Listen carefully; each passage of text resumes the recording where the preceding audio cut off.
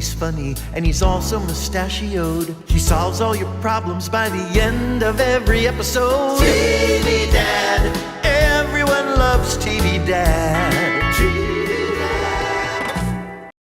Dad. So I wanted to share something with you briefly because I also want to get your opinion on this. As you know, one of the great joys of parenthood is trolling your kids. And if I ever write a parenting book, which I may one day, I would probably call it How to Troll Your Kids, because it's an important part of parenting. It's fun. It teaches them good life lessons, and you never know when an opportunity will present itself. So example, yesterday I'm in my kitchen, I'm eating a piece of cheese, as I often do, and my 3-year-old daughter comes in and says, "Daddy, what you doing?" And she likes to ask me what I'm doing, even when she can clearly see what I'm doing. So this is, 50 times a day, I'm doing something, and she says, "What am I doing?" And then I say, "I'm doing the thing that you can see me doing." And these are the kinds of conversations that you have with a 3-year-old. So I said, "Well, I'm eating cheese." And she said, "Where'd you get the cheese?" And I said, "I got it from the sky. It fell from the sky, and I caught it, and now I'm eating it." And she said, without a hint of skepticism, by the way, so she would roll with it. She said, well, how'd that happen? And I said, "It was from a plane. They tossed it out of a plane." And she said, "Why did they do that?" And I said, it's a cheese plane. And they fly by and they throw cheese from the cheese plane. Everyone knows this. You didn't know that? It's a whole thing. Fast forward to 5 minutes later, and I could put the picture up on the screen. My daughter is standing outside, staring up at the sky on our back patio, looking up to the heavens, waiting for cheese to fall from the sky. And she was out there for several minutes, hoping that the cheese would come.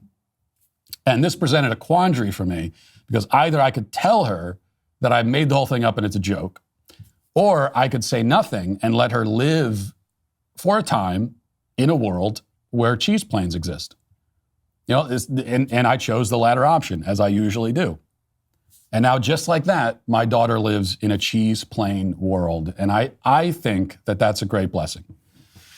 It doesn't last long, especially, the trolling of the kids doesn't work as well when you have kids that are older and they're onto your games. And so now she has an older sister, and she told her older sister later that night about the cheese planes. And her sister was super skeptical about it. And she asked the younger one, she said, "Well, how do you know he got it from a plane?" And she said, "I saw him eating the cheese." And then my older daughter, great critical thinking skills, said, "Well, just because you saw him eating it doesn't mean you know where it came from. He could have gotten it from the fridge." And so just ruining the whole thing. Now I just have to decide how committed I'm going to be to this bit. Because if I'm really committed to it, then, when I get home from work tonight, I could have my daughter come outside, and then I could go up to the upper story window and throw cheese out just to keep the story going. We'll have to think about it. Of course, I shared this because I thought it was funny on Twitter, and then you had a bunch of people, "You're lying to your kids. You're going to ruin your kids' lives. You're lying to them. Never lie to your kids about cheese planes. You've destroyed them." I always wonder, people like this, I have to assume that they don't have kids. Once you have kids, the people that take the jokes, the parents, you play a joke on your kids, the people that take it really seriously, "Oh, you're going to scar them for life. They'll never trust you again because of the cheese plane."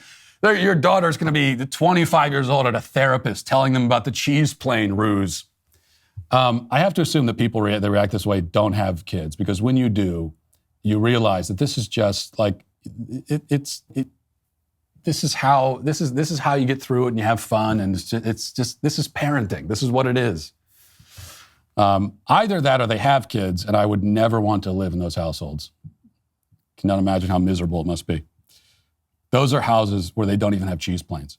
As somebody with 4 kids in the house and plus a dog, so I don't know who in the end makes more of a mess, but they all do. That's why sometimes you got to take cleaning very seriously in the home. At least my wife does. When it comes to cleaning your home. And for the record, I buy whatever snacks I want for myself whenever I want them, whether from Costco or anywhere else.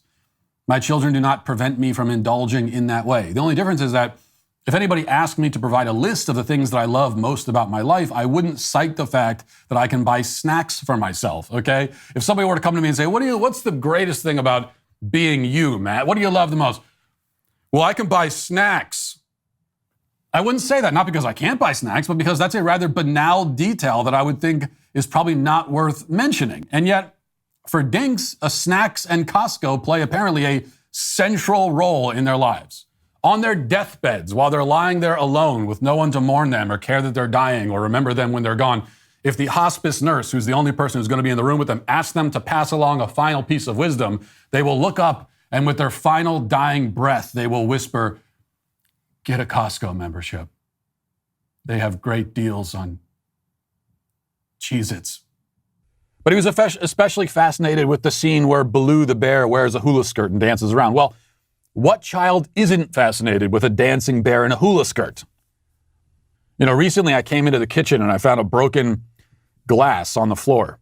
And I asked my 4-year-old, who was closest by, if he broke it. And over the course of the brief interrogation, he told me that he did break it, that he didn't break it, that it was already broken, that his brother broke it, and that the dog broke it.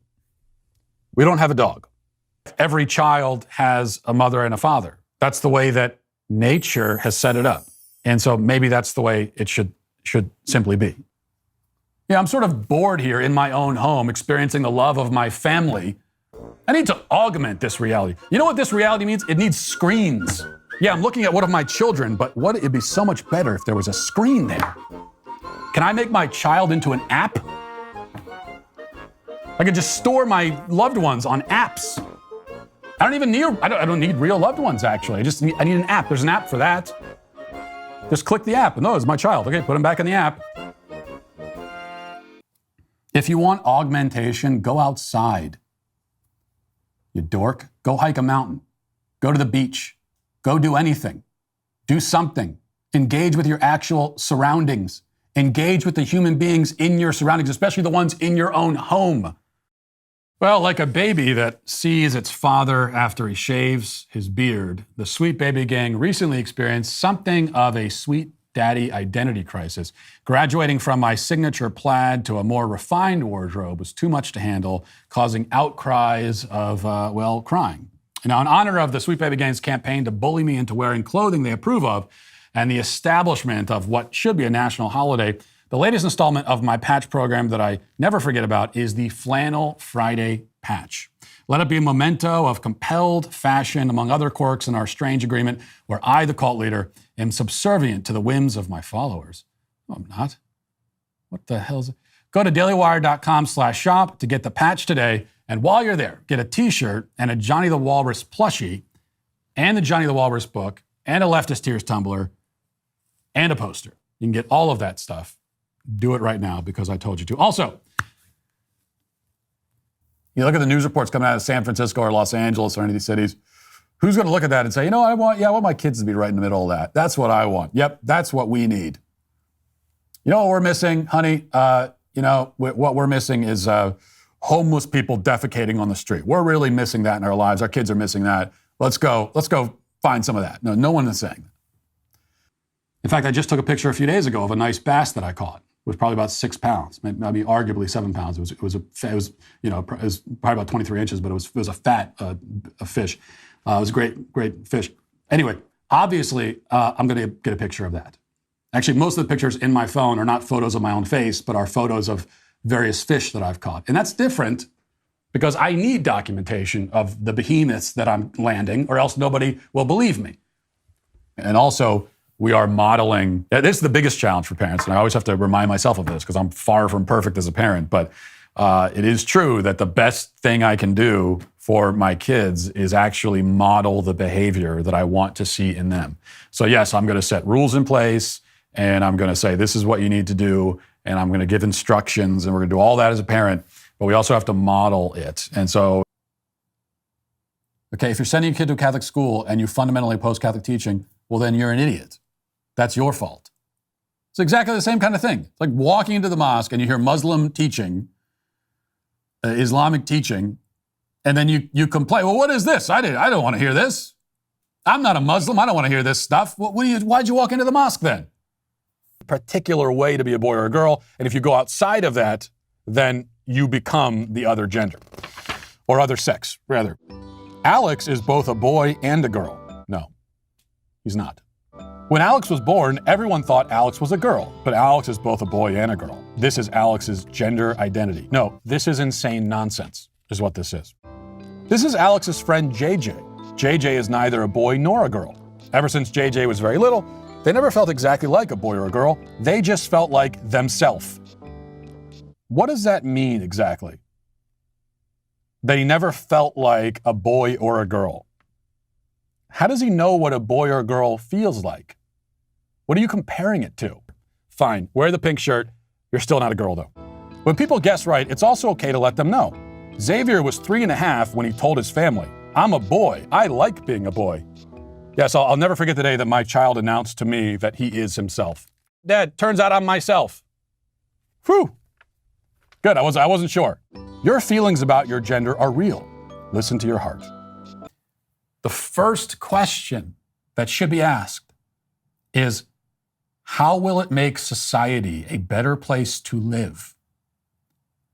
That should be the first question. Yes, before even questions of what are our rights? Is it right? To me, does it make society a better place to live? It's a more important question. Because if the answer is, if you could say, well, here's a policy, and I say, how does it make society better? Oh, no, it makes it worse. Well, why the hell would we do it then? Like, if it makes life worse, then what's the point of it? Why would we knowingly embark on a path that is going to make society worse for everybody living in it? Why would I, as a married man with 6 kids, why would I care about society? Really, great question. I don't know, very curious, isn't it? Very curious. Hey, look at you over there with your family. What do you care about society for? How does society affect you? This is basically the argument that you get. This is probably the most common argument on the internet these days. How does society affect you anyway? It's just society. It's just the society that you're living in and that your children will inherit. Why do you care about that? I don't know. Yeah, I guess I'm crazy. You know what? It's because I'm insane. I'm an insane person. That's why. That's why I care about society. Because I must be crazy. Also, it's always time for new voices to enter the transgender conversation because, as always, diversity is extremely important. And if you know anything about me, the first thing you know about me is that I value diversity and equity and inclusion and tolerance most of all. That's why I authored the best-selling children's LGBTQ plus book, literary sensation, the most influential LGBT piece of literature ever written, Johnny the Walrus. And as you know, I was invited on Dr. Phil to talk about it as well. You can see those clips. Even more importantly, if you haven't picked up a copy of my best-selling children's book, which is sitting so subtly behind me at this hotel because I bring it with me on trips. This is my reading material. I just read it over and over again on flights. I read it in my hotel room. And through each successive reading, it's so layered that you pick up on additional things you didn't see the first time. So go to johnnythewalrus.com or go to Amazon and get your copy now. All right, I have to tell you about this because it's been weighing on my mind. Before we get to the 5 headlines, if you'll bear with me, I've been struggling with it, and I've hesitated to talk about it because I don't want to throw my employer under the bus, but I have to get this off my chest, come what may. So this is something that I just found out about recently when my producer Sean told me about it. Apparently, back when Johnny the Walrus first came out, somebody here at the Dailywire got the idea that they should celebrate the book and congratulate me for the success of my book, which you can still buy at johnnythewalrus.com, by having a custom stuffed walrus made. And then they would give it to me. And they wanted the stuffed walrus to be like as big as a real walrus, like this massive thing, at least the size of a large beanbag chair. And this plan was agreed upon, and they decided they were going to surprise me with the stuffed walrus because everyone knows I love surprises. And they're going to give it to me during a backstage episode. So they had this huge stuffed walrus made, custom made. Who knows how much it costed? And they had it shipped to the office. They carted it in. It was like a surprise, unbeknownst to me. I didn't know about any of this. Everything was in order. Everything was paid for and received. And then they just never gave me the walrus. For whatever reason, the enormous stuffed walrus was never actually given to me. The whole plan was executed, every part of it, except for the part where I was actually given the gift. And so that's why now today there is in our office, like in storage somewhere, this huge stuffed walrus that no one knows what to do with. It's just sitting there. And what makes this so bizarre, again, is not that they decided to bail on the plan of giving me a huge stuffed walrus. That would be understandable. It's that they made it and had it shipped and then never gave it to me.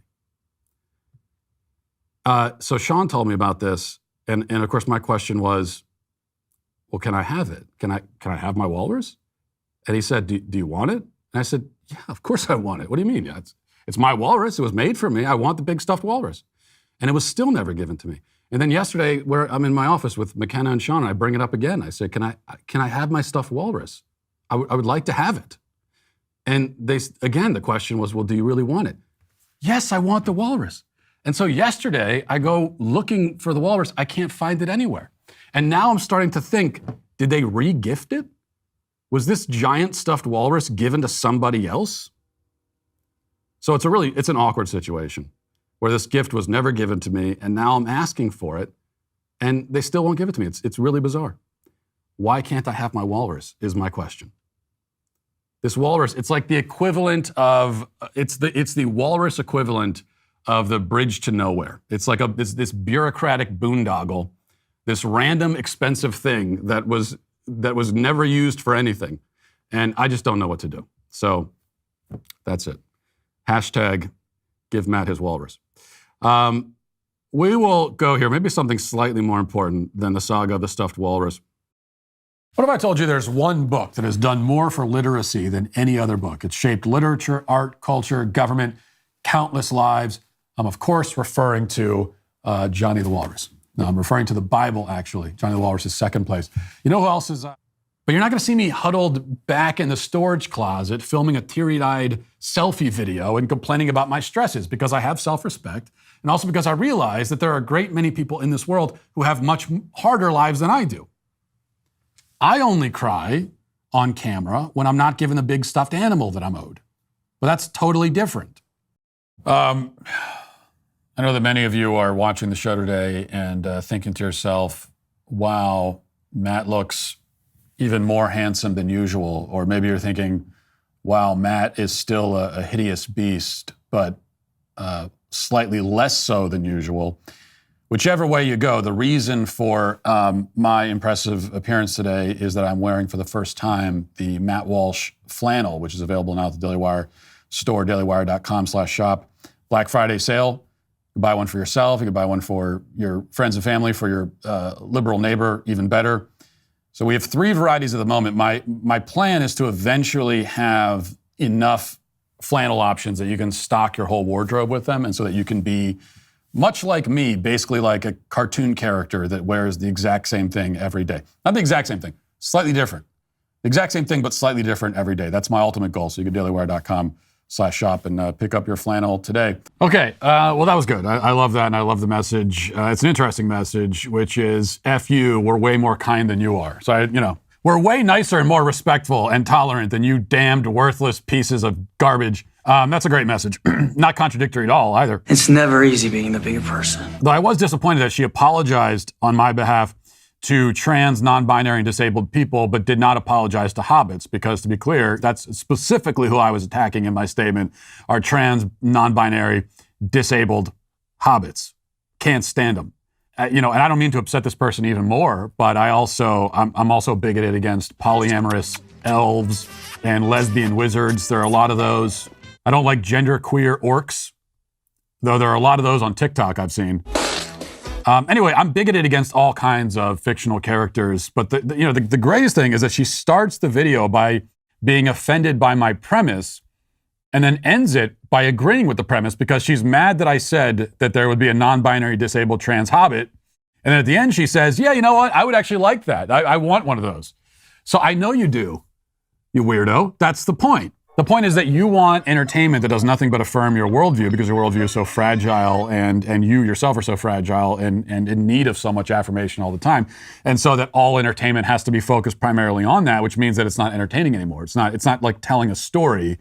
Everything is just in service to you and your ego. That's the issue with it. That's why we don't want it, okay? And to top it all off, she repeatedly misgendered me as an evangelical, which I am not. I'm a Catholic. Okay? We're not all the same. You bigot. Baby, you're a firework.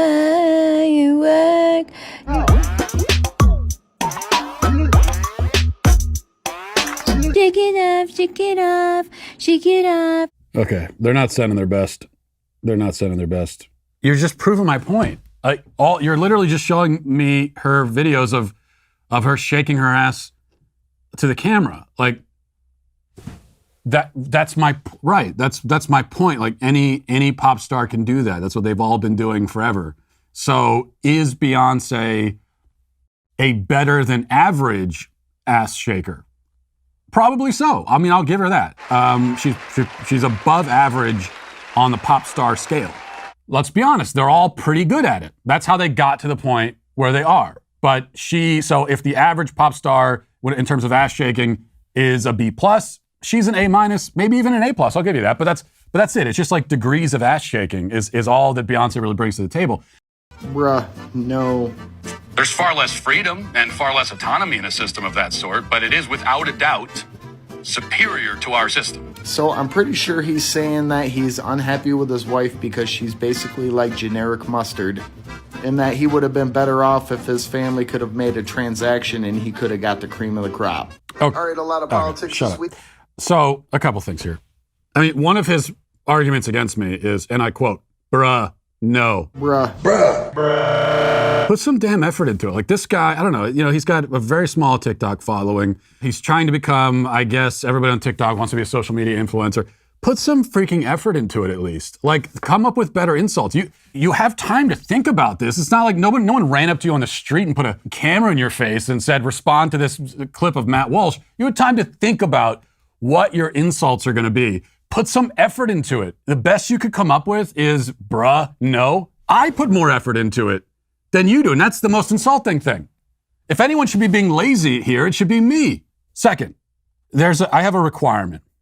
I'm making a new rule, and it's that if you're going to respond to a man's argument in this way, because the other thing he says, besides bruh, no, which is a compelling argument, the other thing he says is that I'm in a loveless marriage and, is implying that my wife is ugly and whatever. So if you're going to do that, you have to show your receipts, okay? First, tell us whether you're married and show us who you're married to. See, the thing is, all this dork in his hoodie can do to respond to my argument, besides saying, bruh, no, is make faces at the camera and imply that my wife is ugly and that I didn't have options or whatever. But rather than going that route, you could not put all that to the side and you could free your brain to actually think about these concepts and come up with an actually interesting response. Freeze your mind. Free your mind.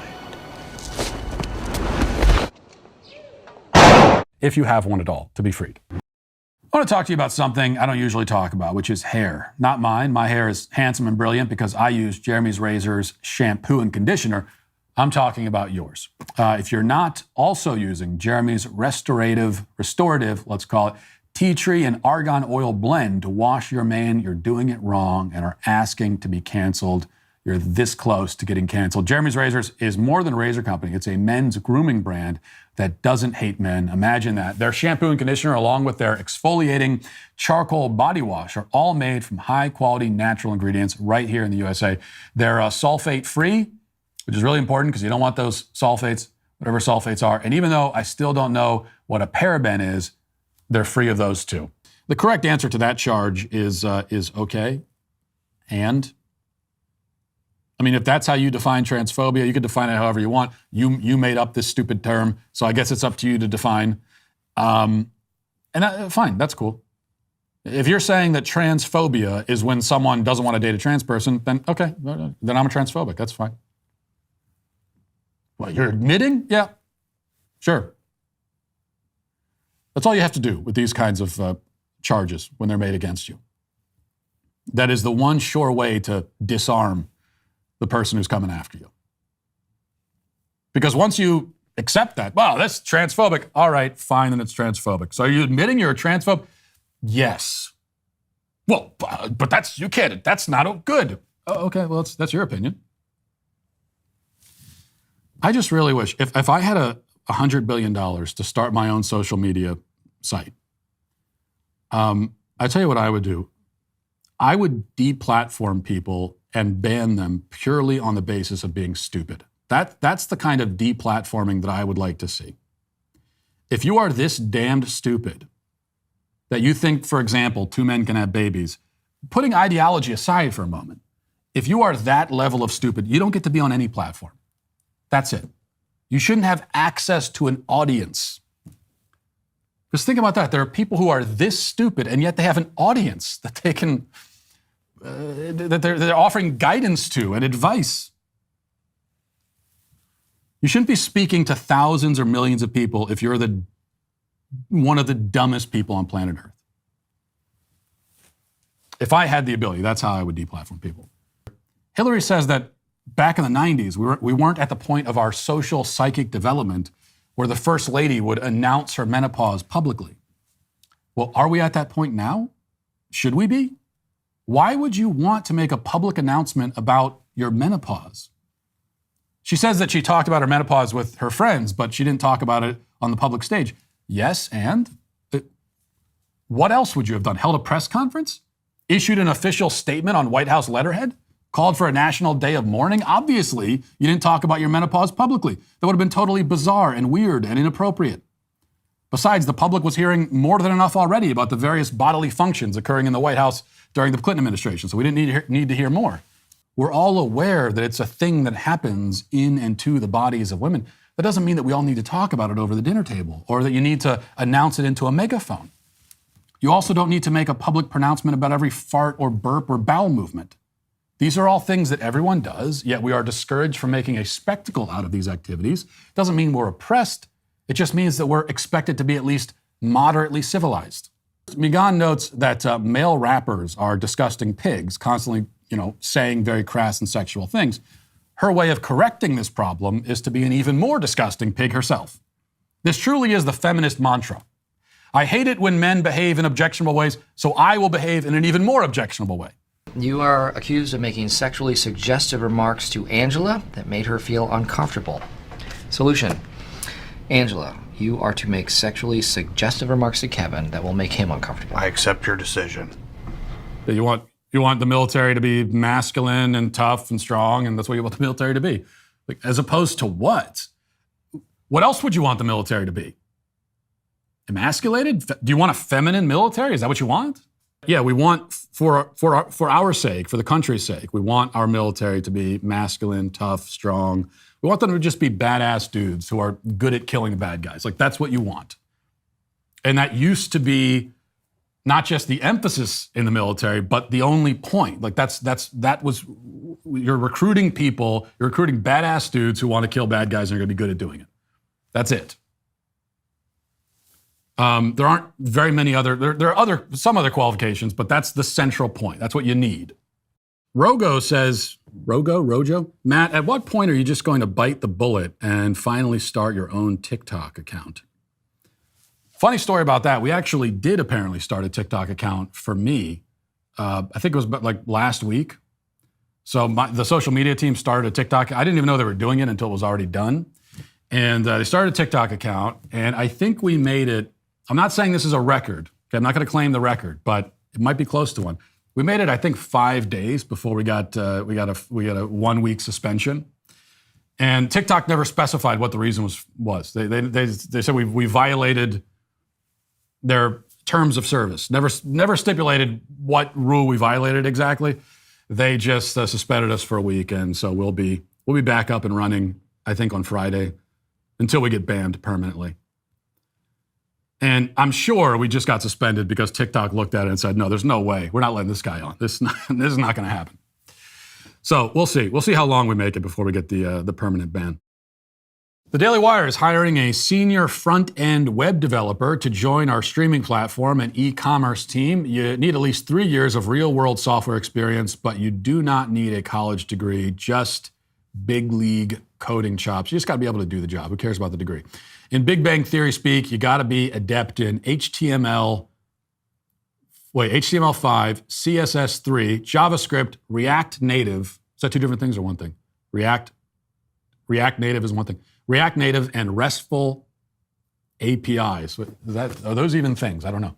I've heard of JavaScript at least. If front-end web development is your love language, apply to join us in Nashville, where you'll upgrade the user experience and beauty, not just of our streaming platform, but more importantly, of my specific sections of the website. So go to dailywire.com/careers to apply today. Also, the Daily Wire is hiring a senior vice president of marketing, analytics, data, and operations. I'm told that this is a high-profile executive role with paid relocation to Nashville. This innovator will design, hire, and oversee a world-class marketing, data, and analytics team that is built atop the marketing data stack, from CRM platforms to build multi-touch attribution tools to propensity marketing targeting models. Why are they giving me a copy like this? Anyway, if any of that even remotely makes sense to you, then you should apply. This leader will, for example, study which Daily Wire shows and films most interest the fans, and also which Daily Wire host is most annoying, because we got to know that too. So if you understand what a full marketing data and analytics stack is, head over to dailywire.com/careers to apply. Thank God we sort of got through that. Well, so I wanted to mention this. This is a big news, I guess. Not really, but it's worth mentioning anyway. Just crossed 1 million followers on Twitter. So I have 1 million followers on Twitter, crossed 1 million on YouTube, as you know, as we celebrated with my beautiful, poetic, inspiring interpretive dance. We also crossed 1 million on Facebook.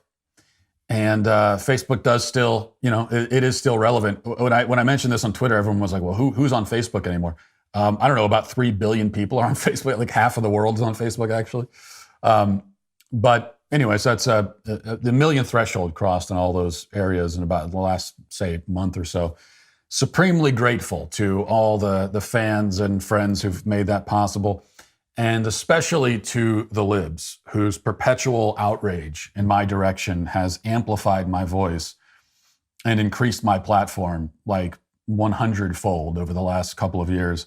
And so I want to say to the libs especially that I literally could not have done it without you. And I do deeply appreciate it. So thank you so much for your continued support and patronage.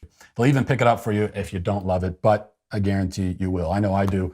I love my own Helix mattress, not yours, I'm trying to say. Helix even has financing options and flexible payment plans. So you may remember this guy. He's the guy from the video that was circulating a few weeks ago where he was running around McDonald's with an axe, smashing things and terrorizing customers. That's something you can do in New York now. Just pull an axe out and start wielding it in the middle of a fast food restaurant. He was arrested for that and immediately released. And then he goes out and commits more crimes, and he's arrested for those and immediately released. So CNN contributor Errol Louise tweeted a short video yesterday with this caption. Here's the caption. Going home on the violent New York City subways, riders paralyzed with fright. This is all sarcastic, of course, because then in the video you can see people standing around and everything is fine. So he's making a mockery of people that are complaining about crime in New York City. This is their counter argument, okay? This is what counts as a counter argument for them. Look at this section of the subway where for these 10 seconds, nobody's being stabbed.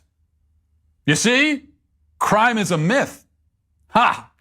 You claim there's a crime problem, but see, look at these 4 people who are not currently being murdered. Got you now. I'm only reading this because it highlights kind of this weird aspect of modern society, which is that our vocabularies are shrinking. Like the average vocabulary now is like 10 words. Okay, it's just 10 words and grunts and pictures. Or with modern art, people used to sculpt gorgeous, impressive figures out of stone or wood, and now they just plop a wood block down, and they call that art. In fact, I saw someone post a minimalist. They said it was a minimalist artistic nativity set that was on sale somewhere, and it's just blocks of wood instead of Jesus, Mary, Joseph, and the shepherds and wise men and everything. It's just the blocks of wood. So like the wood that in the past they would have like carved into figures. Now it's just the wood. It's just the block. And that's what we're doing with language. We're replacing distinct and beautiful words with blocks of wood. Riz. What the hell is that? Riz. I mean, ironically, if you use the word riz, then you have none. That's the irony of it. That's a word you use if you have the IQ and personality of a barnacle. Like, what's wrong with just saying charisma? Why can't you just say that? Charisma is a good word. Charisma is a meaningful word. There's nothing wrong with that word. Just say charisma. Now, sure, it has 3 syllables. It takes slightly longer to say, but you can do it. I believe in you. You can manage to say charisma. It's not hard. You can say the whole thing. It's 3 syllables. You can actually say it. It takes like 1 millisecond longer. Riz. I don't like it. You know, the other thing too is that there's this insistence now that younger generations need whole new vocabularies distinct from older generations. I mean, you heard Oxford English. They're celebrating that. They're saying, oh, the Gen Z, they're creating new spaces. Oh, shut up. In addition to Shayna's victory, the event saw several more historic firsts, including 2 mother candidates, 2 transgender women, and a plus-size individual. Shayna's 23 pipped Antonio Porcild of Thailand for the prestigious title. Pipped? What the hell does that mean? You can't just throw that word in there. Pipped her? It's a British word, I guess. Damn Brits. Anyway, it looked elated as she was crowned by last year's winner, USA's Rabani Nola Gabriel. 2 trans women featured at the pageant this year, Ricky Collet, a 22-year-old LGBTQIA plus rights activist who was crowned Miss Netherlands in July, and Miss Portugal's Marina Machete, who works as, what is with the names? Second, what is with all the names here? This whole article is conspiring against me. None of these names these aren't even names. Marina Machete. Here's an important story from New York Post. Says, sorry, lovebirds, failing this exam could mean your relationship is flocked up. It's a New York Post. Hopeful honeys are putting prospective partners to a viral test, praying that their sweeties pass. I can't even read this article. I can't read it. And I want it because it's such an important story. Praying their sweeties pass with flying colors, and if they don't, that means it's time to fly the coop. Gen Z wing woman, I can't read it. I can't read it. I can't read the story. I just can't. I can't. Like, why? This is not journalism. Look, I understand it's an article about a TikTok trend, and so you might think this is not a time for serious journalism. But how do you put, this is supposed to be a news article, and they put like 7 bird puns into the first 2 sentences. I can't get past it. This is a song by Patagonia, the intersectional environmentalist drag queen. And this is all for the sake of defending the birds and conserving the bird population. Let's listen to the song together.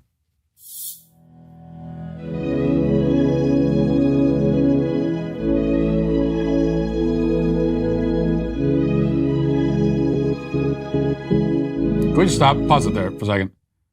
That guy, can we go back to what he looks like, what this guy's dressed as? Because I always ask this question. And I don't understand what are the drag queens going for? Like, who are you supposed to be?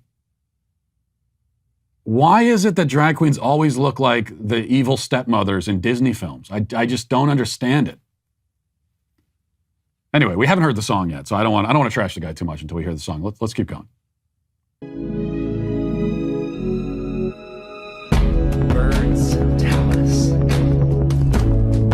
Birds tell us that the world is changing, that the climate is changing. They sing it over us and around us, in their songs and in the songs they no longer sing.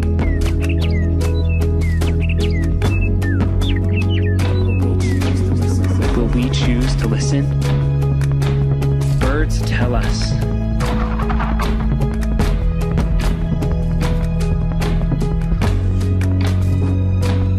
Why birds sing just before dawn? No, I don't. People believe it's to tell each other that they made it through the night. No, that's not. I don't believe that. As a way of saying, I'm still here. No, it's mating. It's not nothing to do with that. Sing too. As a way of saying, I made it. That's not why birds sing. That's incorrect bird information. This is the Audubon Society.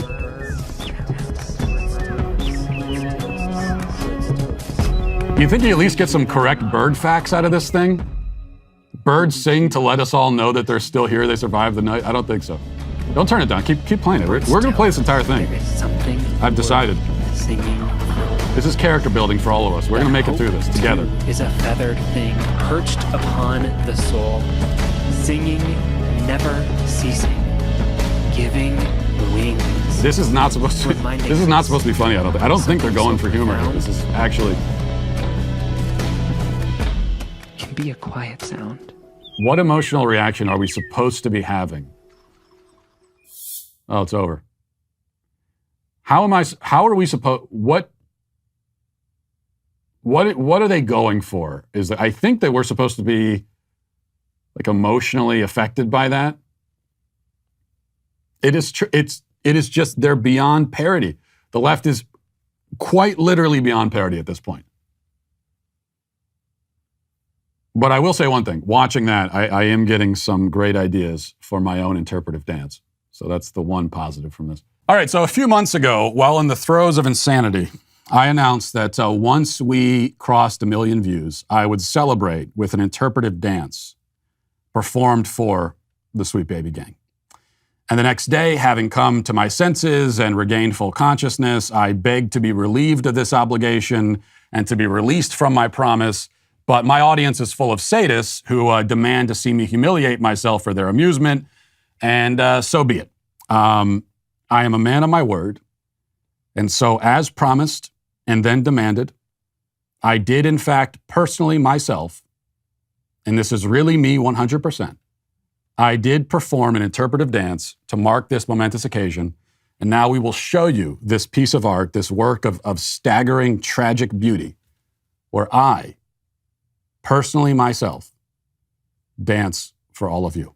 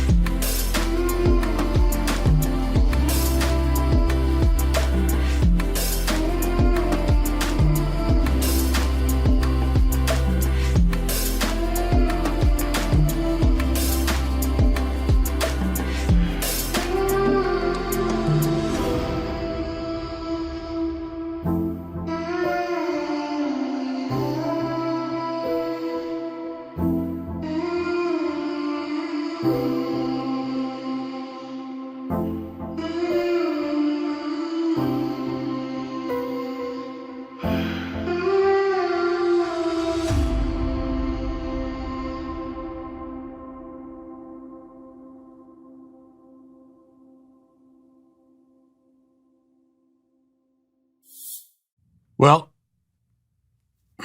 there it is. What is it? What just happened? Why did it happen? Nobody will ever really know for sure. I will say, though, that, and this is just a little bit of, if I could get serious for just a second, that through that dance, expressing myself through the movement of my body in that way, I can tell you that I felt for the first time at home and at peace in the universe. I got in touch with something deep and primal and raw.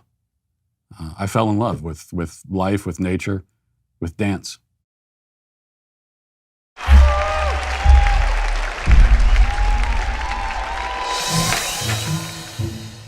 Hello. Hey, Hi. come on in. Great to meet you. Hi, Casey. Matt. Matt. Yeah, Matt Walsh? that's me. You're Matt Walsh? I'm Matt Walsh, the one and only. Oh, okay. Can you hold on 1 second? Absolutely. Okay, hold on 1 Get second. my stretches in. Perfect. I was a little surprised when he first walked in because I thought I was working with Matt Walsh from Veep. No, what do you mean? No, it's not Matt Walsh. Okay.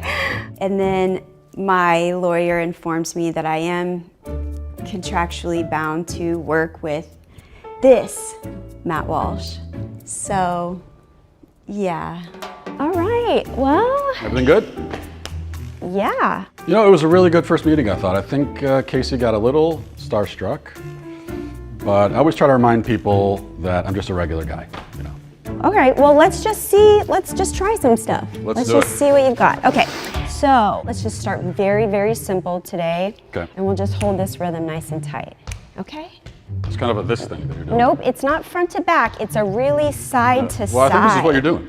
You could mirror me, actually, just like Now, when you say mirror, you mean? right. Like if you were looking at a mirror and I Yeah. looked like you.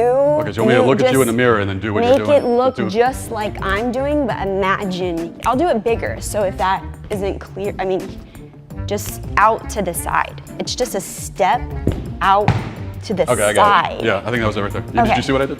I did see that. That's not to the side at all. So Well, it depends on where you're standing. It's someone's side. So, it's going great so far, I think. Professional dancing, I always say it's a little bit like riding a bike.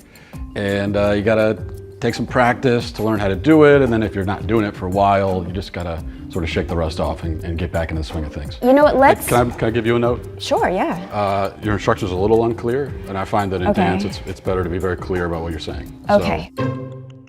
I've never seen a more uncoordinated person in my entire life.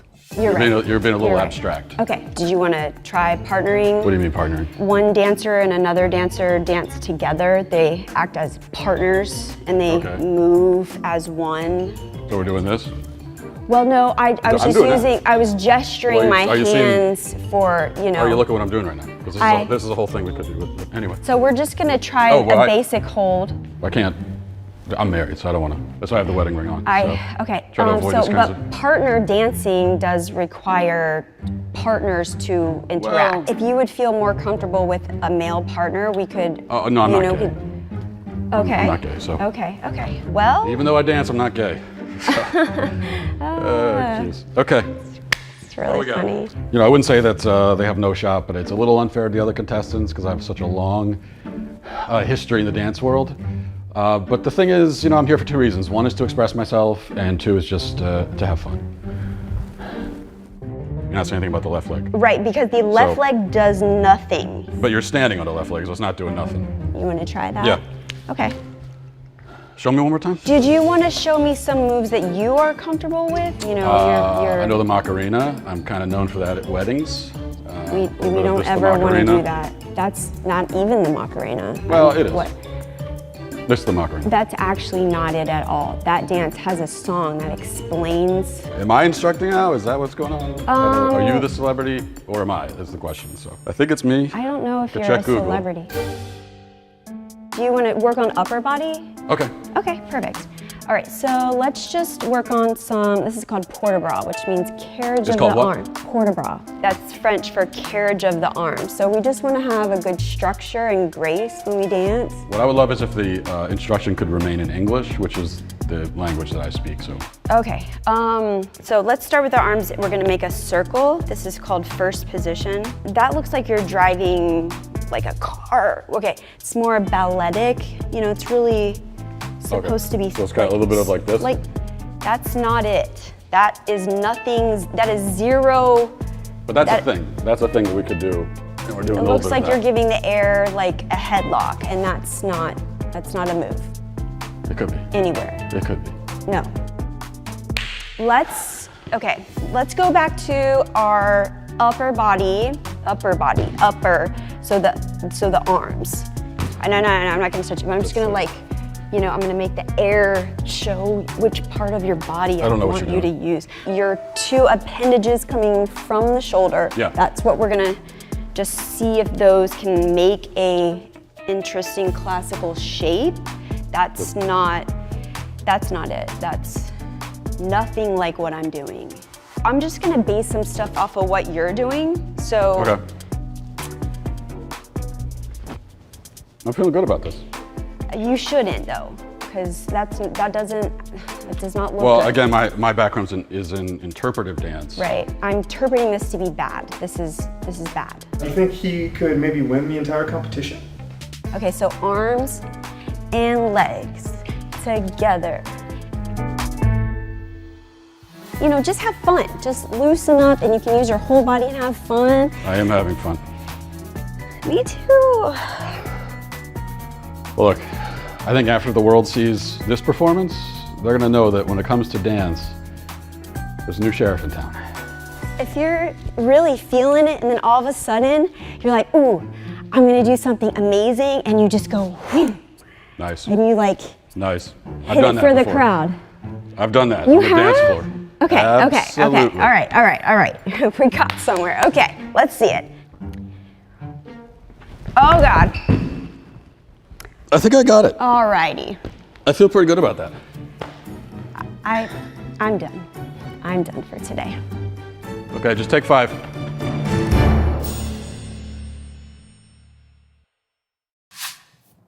There you go. If you're scared about a global catastrophe wiping out all of mankind, one way to cope is to put your belongings in plastic storage bins or start gardening. Maybe take the LSD before you go gardening just to make it more interesting. Millions will die because of oil licensing. I don't know how that could possibly be the case. It seems absurd.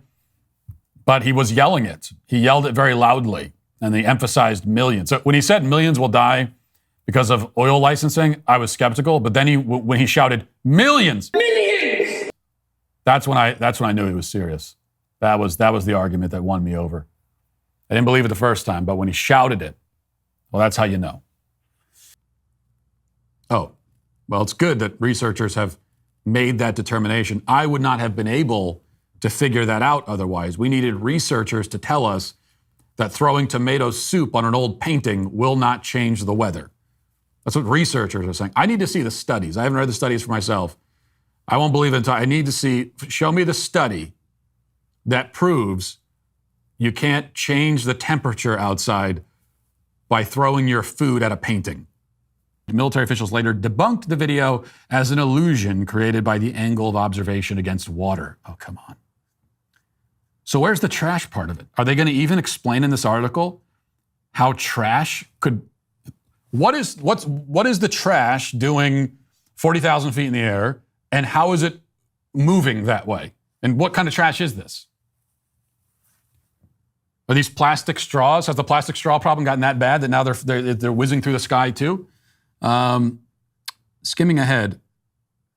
No, they don't revisit that. They don't revisit it in the article. They never explain. They just, it's probably airborne trash.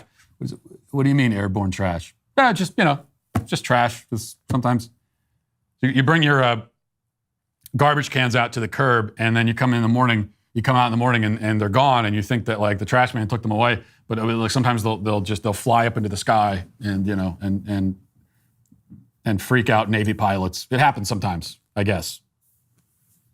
This is ridiculous. You know what? This makes me more convinced than... You want to talk about conspiracy theories? Okay, here's one.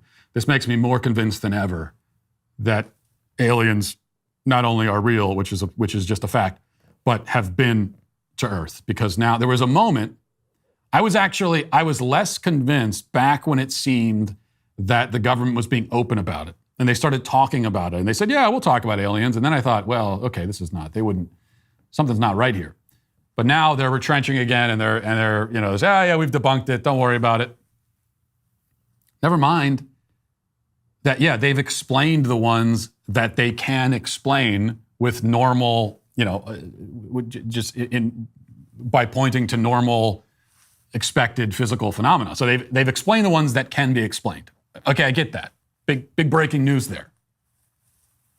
But there's still the lion's share of these sightings that have never been explained. And those are the ones we're interested in. And again, I really want to understand how you can blame this on trash. It's, someone threw a Coke can into the air, and then the light refracting from Jupiter and bouncing off of the ocean created a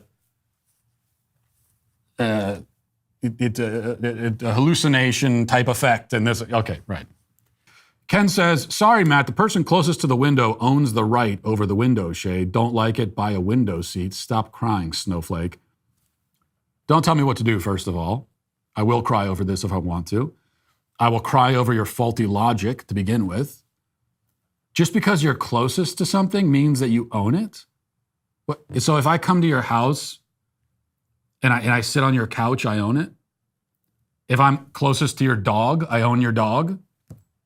If I'm closest to the big fish tank when I'm taking my kids to the Rainforest Cafe, do I own the fish tank? Can I take a fish out of the fish tank for a snack? Because the appetizers always take 2.5 hours at Rainforest Cafe. Can I do that? Think of the consequences of what you're saying here, Ken. Speaking of anarchy, think of the anarchy that would ensue if we adopted this principle. This is like a child's understanding of ownership. I'm closest to it, so I own it? What kind of ethical framework is that? No, the window is owned. I am, as you know, a proponent of equity. And the window is owned, the ownership of the window is equitable. It is 1/3 ownership for everybody in the row. Unless I'm closest to it, in which case I'll just do whatever I want. John says, Matt, when are you going to denounce Ben for shaving his beard? Was the whole beard growing thing just a stunt to promote Jeremy's Razors? I don't know what it was. Well, I know what it was. It was a betrayal. I thought that Ben had finally been reformed, that he had seen the error of his beardless ways. I thought that we, the two of us, could finally be co-beardsmen, bonded in that sacred follicle brotherhood. I was proud of him, to tell you the truth. To be a little vulnerable myself, I was proud of him. And then one day, without warning, he shaves it off, baring his naked face to the world. It's indecent, for one thing.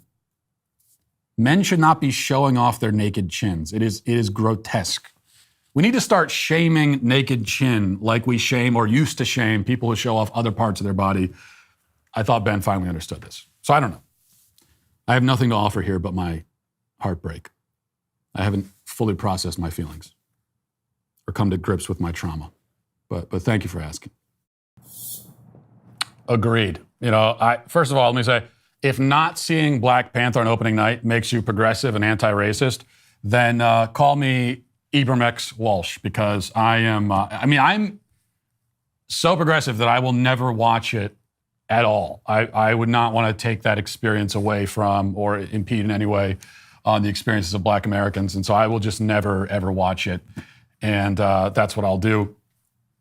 As far as sitting in front of the theater, I don't think I'm going to go to that extent. But also, it gets confusing, because what if I'm sitting in front of the theater protecting the theater from white presence? What about a biracial person who's trying to come watch it? What do we do with him? Do I say, well, you can watch it with one eye open? So what do you do about that? Yeah, this is a fun game. Just spin the wheel and find out what trans people are disproportionately impacted by. Throw a dart at the board, and trans people are disproportionately impacted by car accidents. Trans people are disproportionately impacted by tornadoes. Trans people are disproportionately impacted by falling into volcanoes. Trans people are disproportionately impacted by death, because when a trans person dies, they're really super dead, as opposed to when other people die and they're less dead. So trans people are disproportionately impacted by everything. Here's what will happen if you don't have us doing yoga and eating hummus all day. This is the catastrophe that we'll do. They didn't really do that. Instead, they just went right to playing the victim card, emotional blackmail. If you fire us, it'll make us feel bad. That's their argument. It probably won't work. If you get called into the office and the boss lets you know, listen, it's not working out, we got to go our separate ways. You can't do that. Why can't I do it? Because I don't like it. It makes me feel bad to be fired. Okay, well, sorry to hear that. Anyway, here's your box. Fill it with stuff and get the hell out, please. Of all workers being Hispanic is also infested somehow with white supremacists who sign up to work with racial minorities all day. That's one possible reason why there are ropes on construction sites. The other possible reason why there are ropes on construction sites is that a construction site is a construction site. You know, this woman spent like 6 years in college, came out with a doctorate, and all of that just so that she could tell us to become one with the queer universe. I could not possibly think of a better argument against student loan forgiveness than that. Traversing spaces. Dr. Esquivel, PhD, doesn't simply walk across a room. She traverses a space. So if you're sitting across the table from her at a dinner table, she won't ask you to pass the salt. She'll beseech you to convey the sodium chloride from its current position to an approximate location nearer to where she is physically located in space. So they say the blockers themselves do not impact bone density. Bone density is impacted by the fact that sex steroid production is temporarily halted when puberty blockers are initiated. Now, hang on a second. Let's go back and read that again because I'm a little confused. The blockers themselves do not impact bone density. Bone density is impacted by the fact that sex steroid production is temporarily halted when puberty blockers are initiated. In other words, they do impact bone density. The blockers don't impact bone density. Bone density is impacted by the fact that steroid production is temporarily halted. So the blockers don't impact density, but the blockers have an effect on the body, which then impacts bone density. So it's not the blockers themselves that are impacting bone density. It's what the blocker is doing to the body that impacts bone density. Now, you may ask, what the hell is the distinction there? There is no distinction. Okay, it's not even a distinction. It's just a different way of phrasing the exact same thing. And again, they get away with it. Lil Kalish begins by saying it's wrong to suggest that puberty blockers castrate kids, and then proceeds to admit that these drugs castrate kids. You should know that the definition of chemical castration, according to the Webster Dictionary, is the use of a drug to block the production of sex hormones. That's what chemical castration is. So HuffPost is claiming that puberty blockers don't castrate, they only block the production of sex hormones, which is to say that they don't block the production of sex hormones, they only block the production of sex hormones. Just as you might argue that, you know, the object over there isn't a square, it's only a geometric shape with 4 equal straight sides and 4 right angles. If it feels like you're having a stroke while you listen to this line of logic, well, that makes 2 of us. We're taking down all these monuments and statues, and we're moving them to museums. Well, now the museums are getting rid of them too. And now it's being sent to the Theodore Roosevelt Library, which, by the way, is not built yet and will be in North Dakota, where like 5 people and a moose will see it. And the Theodore Roosevelt Library has said they're probably going to change the statue. They're going to make some alterations, potentially, to the statue before they put it on display for nobody to see in North Dakota. Federal, local, DC, all levels of government, various agencies, they're tracking these people down. Anyone they can find, any little old grandmother who, you know, crossed the threshold into the building for 15 seconds, they're sending SWAT teams to her house to put her in prison for 17 years. But it's not enough. We need more investigations. Appreciation night for LGBT people? Why? Why should I appreciate them? What have they ever done for me or for you or for anyone? What exactly has the LGBT club, what have they done for the country? What service are they providing?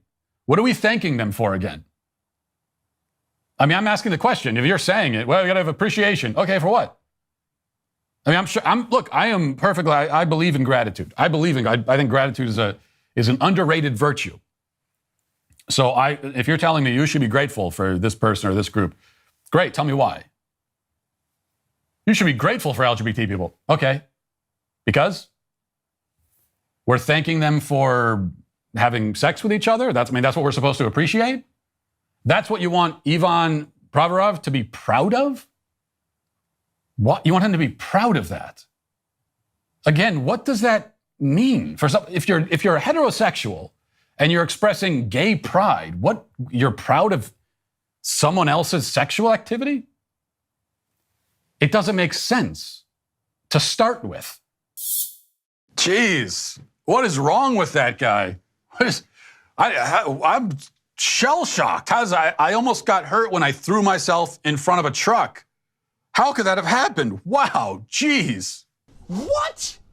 This is such bull crap. Well, what exactly? They are not setting their best, the vegans aren't. I don't know if it's because they're not getting enough protein in their diet, so their brains are atrophying a little bit. That does happen. That's science. So I don't know if that's maybe this is their best. That's the thing. I keep seeing vegan activists and the stunts that they pull, and I always assume, well, this can't be their best, but I think the reality is that this is the best they got. So what exactly was the plan? We see at the beginning that there are people on the sides of this huge big rig, and they're holding on to the sides of it as if they think that just by holding it, they can stop it from moving. And the truck keeps going, and then they try to throw themselves in front of the truck, and the truck continues on its way. And I don't think the truck actually did run anybody over, thankfully for the vegans. But if you had, that would have been their fault. And I'll put it as gently as possible. Get the hell over it. Move on. Yeah, move on. Are you saying we should just get over and move on atrocities that were committed hundreds of years ago? Yeah. Basically, just get over it. The guy in the last video was complaining about something that supposedly happened in 1637. That's nearly 400 years ago. You cannot actually be angry about something that happened 400 years ago. If you are, then you are insane. You are an insane person if you're actually mad about stuff that happened 4 centuries ago. That is 16 generations. We are as close to the Pilgrims today as the Pilgrims were to the Crusades. That's the amount of time we're dealing with. And yet we have people in this country so young that 9/11 is ancient history to them, pretending to be distraught and devastated by events that occurred 150 years before the Declaration of Independence was written. Do you realize how crazy that is? Pretending to be actively traumatized about stuff that happened centuries ago is psychotic. Imagine if you found me in the corner sobbing and you asked me what was wrong, and I said, well, I'm just really upset about the burning of the Library of Alexandria in 48 BC. I just haven't gotten over it. Oh, yeah, she doesn't. I don't care how you perceive me. I'm making this video to tell you all about my self-perceptions and to tell you how you should perceive me. But I don't care how you perceive me. Stop ignoring me, ignoring you! Sometimes I feel this pronoun.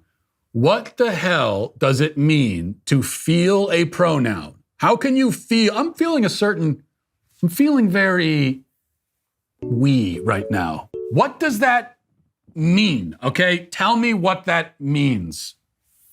Describe a pronoun feeling. Of course, it's all nonsense, and it's not only nonsense, but it's the worst kind of nonsense in that it is redundant nonsense. It just repeats itself over and over again. And all of the alternative genders and the neo-pronouns, they are all described this way. It's always the same video of some person, usually a woman, kind of holding her chin like she's being thoughtful. This is how I would describe it. Sometimes I feel this way, sometimes I don't. Oh, you're moody, in other words. Okay, join the club with every other woman on the planet. What you're describing is just you're moody. You have moods. Actually, it's not just women that have moods. I tell you, men have moods too. Guess what? You don't need your own pronoun for every mood you happen to have, which doesn't make sense to begin with.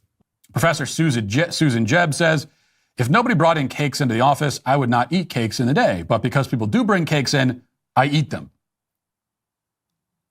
Oh. We needed the professor. It's a professor. We had to bring we need the analysis from the professor to tell us that. If there were no cakes, I wouldn't eat a cake. But there is a cake, so I ate the cake. There you go, students. Now give me $100,000 for your tuition. They're also posting this stuff in their own circles online. For example, one account posted a fake obituary for me, which said, breaking, American political commentator and podcaster Matt Walsh has passed away in his Tennessee home. Further details have yet to be determined. And I responded to that post with a link to whatiswoman.com, and they immediately deleted it. Another account posted, RT if you think Matt Walsh should never enjoy another moment of peace as long as he lives. That tweet had 3,000 likes. And I responded to that one with a link to the website as well, and he also deleted it. There are, again, hundreds, if not thousands of tweets like this.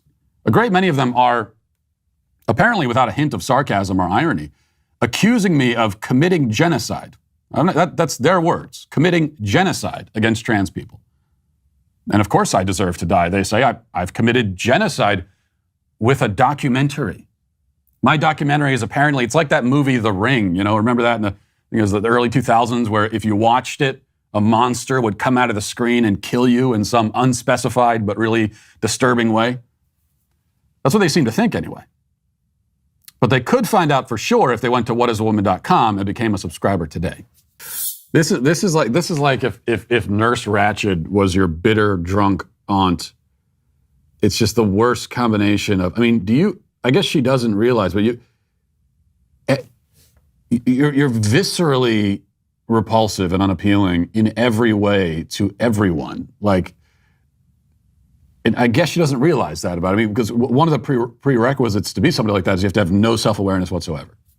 That, first of all, telltale sign of self-awareness or lack thereof is when you're talking to the phone and you have the screen that close to your face. And you just know that that's what she does to people in real life too. Can you imagine that? She's up that close in your face talking to you. You have to smell the stale white wine on her breath. You see that and you think, well, that's that's a bitter, lonely cat lady, childless, husbandless, and there's a chance of that. But there's also it's like a lot of these people are married. Can you imagine being married to that? I'd have to move to Siberia. I don't think there's no way to endure it. Aiden says, Matt, I've been crying all day since I heard this heartbreaking news. Pooh Shiesty has been sentenced to 5.5 years in prison. I'm barely able to even type this message due to all the tears on my screen. Hope you're holding up okay. Yeah, I saw this yesterday and I wanted to talk about it, but it was too painful. It was too much. I needed time to process it and pray about it, and I still don't know what to say. My man, Pooh Shiesty, is going to prison for 5.5 years, and that means 5.5 years without his music. We have his classics. We have what he has contributed so far to humanity. He's going to contribute so much more. But not having new Pooh Shiesty music, it's kind of unbearable for me. Why is he going to prison? Well, because of racism and because of anti-Pooh bias in the justice system, which is a problem that is not discussed nearly enough. They jammed Pooh up on some phony charges, and now he, an innocent Pooh, is going to prison. It's unconscionable. But here's the good news. If I know Pooh Shiesty, and I do, he's going to endure this hardship with great courage and dignity. This is Pooh Shiesty we're talking about. A man whose spirit will not be broken easily. So that's the good message. May we all be a little bit more like Pooh Shiesty. And like his friend, Spot 'em Got 'em, who actually, it just so happens, was shot recently, but I think he's okay, as far as I know. Thank God. One tragedy at a time. So, prayers for Pooh. Godspeed, my friend. Come back to us soon. Of one country, county, all of us facing the stars. Hope, a new constellation waiting for us to map it, waiting for us to name it together. It was country, by the way. He settled on county finally because he can't read. He can't tell the difference between country and county, but it is country. What do you mean? All of us as one county. Why would that be the word? Even if you can't read for some reason, going based on context clues, all of us together as one county. Whose idea was this? Who the hell came up with the idea that our dementia in chief should read a poem? Who suggested that?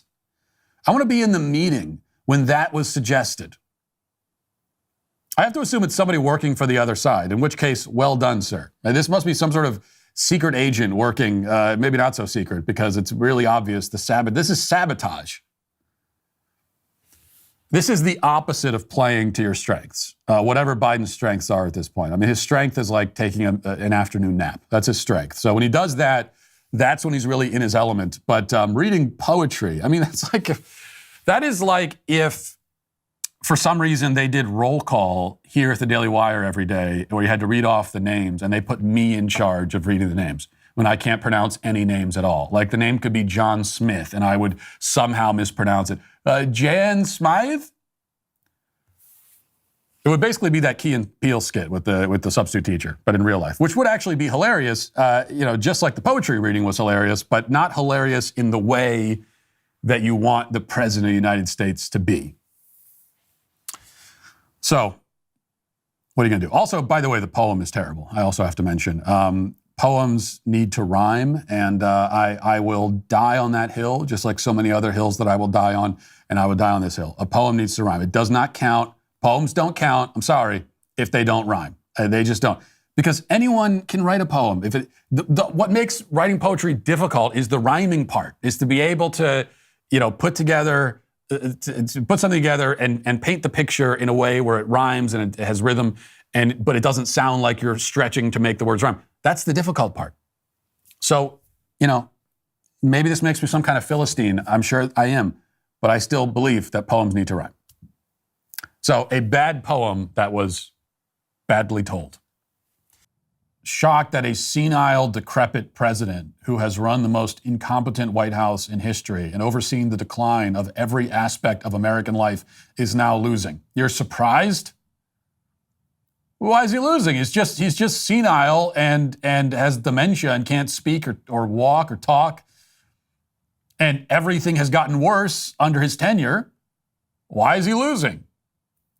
All right, so today we are going to play another video game, and I'm going to offer another one of my patented video game reviews. The whole gaming community now is looking to me as sort of their guide and their sage.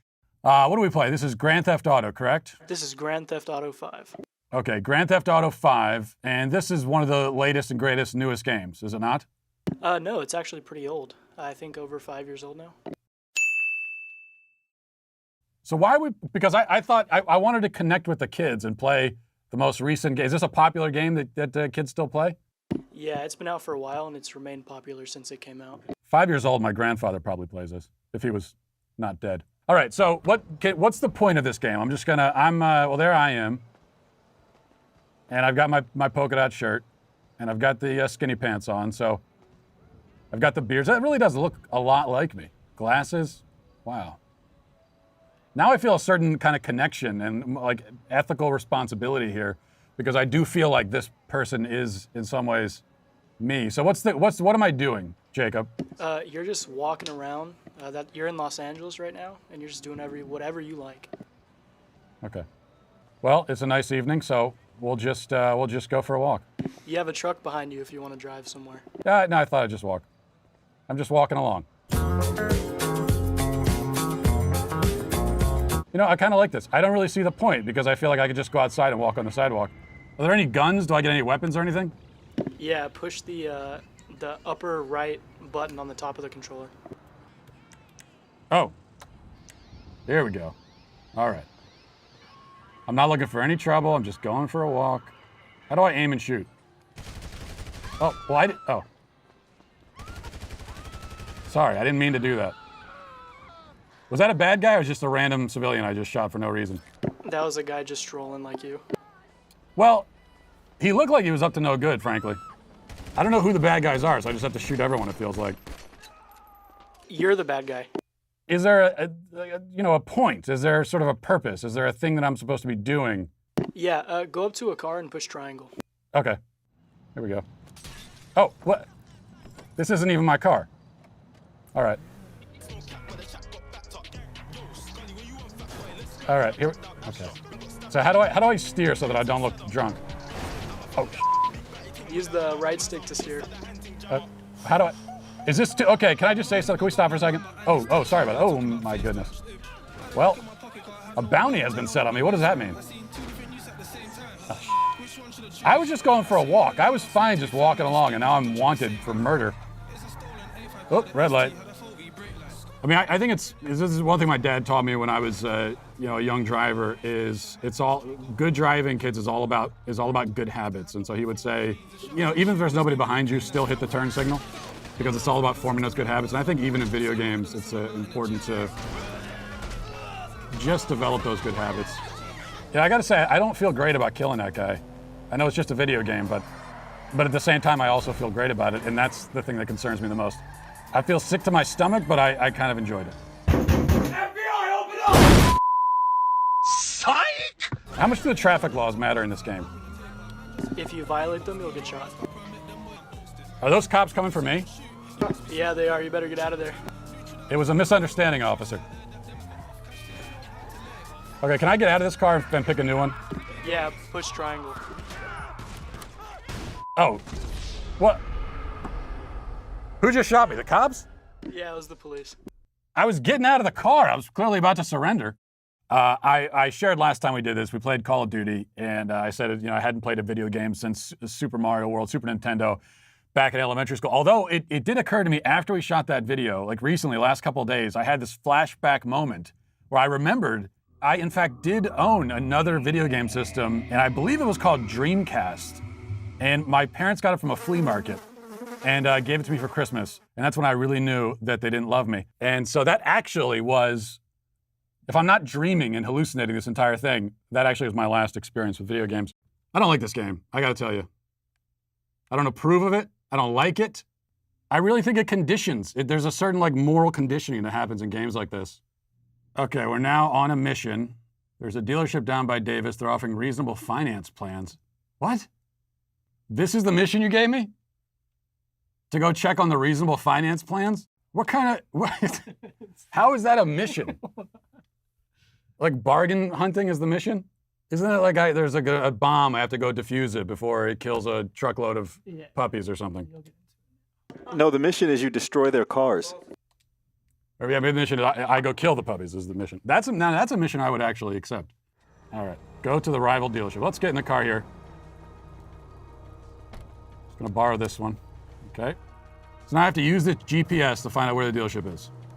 Exactly. Well, how can I look at the yellow line and look at the road while I'm driving? All right, taking a right here. Go. Come on. What? Well, yeah, female driver. What do you expect? Okay, take a right. Well, all right, let me get out of here. Oh my gosh, this is too involved. Just give me Sonic the Hedgehog. 2D, rolling along, picking up coins. This doesn't even feel right. It feels morally wrong that I could just walk up to a person and just shoot them like that. The fact that I can do that is not good. You should not be allowed to do, look at that. You shouldn't be allowed to do that in the game. As I slaughter civilians with abandon. I object to the fact that I'm doing it. Okay, how do I take this car? Oh, I didn't know there was somebody in it. Sorry about that. Sorry about that, okay. All right, I'm just trying to get to the dealership, officers. Why are the cops still coming after me? They already killed me.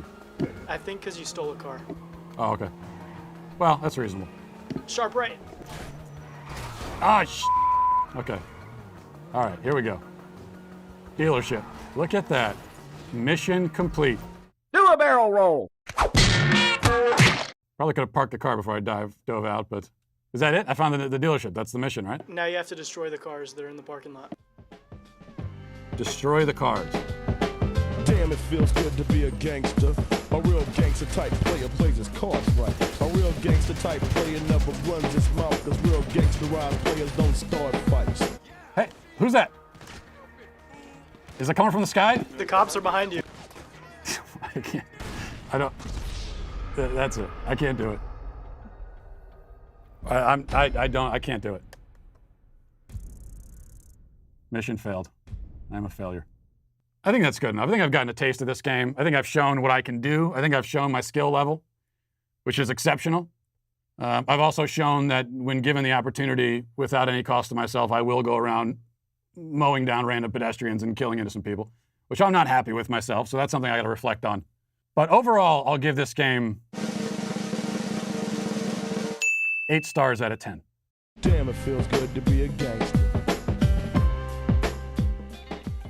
If you didn't like that content, then you probably have discerning taste. But still, if you want to see more of that and much more than just me playing video games, make sure to hit like and subscribe right now. Do it now! Well, I don't know if you have heard about this, but something is really popular these days with the kids are video games. Die! Die! Die! A lot of kids play the video games, and even more than that, they apparently kids will also sit and watch other people play video games on the internet. How is it not dead? I shot at him! I want to judge you for that if you do that, but then again, I will sit and watch a YouTube video of somebody bass fishing for 2.5 hours. Look at Cody's fish. Show him the belly on that thing. Man. Give him a dang spanking too. They've been a little naughty today. So I guess I can't really judge too much. So today I'm going to play a video game and I guess offer my review of it or something. Last video game system I owned was, and the last one I played was Super Nintendo. I was a big Super Mario Brothers fan. Super Mario World, rather. But we're going to give this a shot. This is, what is this that I'm playing? This is Call of Duty. It's Call of Duty Modern Warfare. Call of Duty Modern Warfare is what this is. And I've literally never played a game like this in my entire life. But we will. I don't even know how to start it. They gave me the quick tutorial, and I already forgot how do I start it? So you're going to push the X button to begin the game. Okay.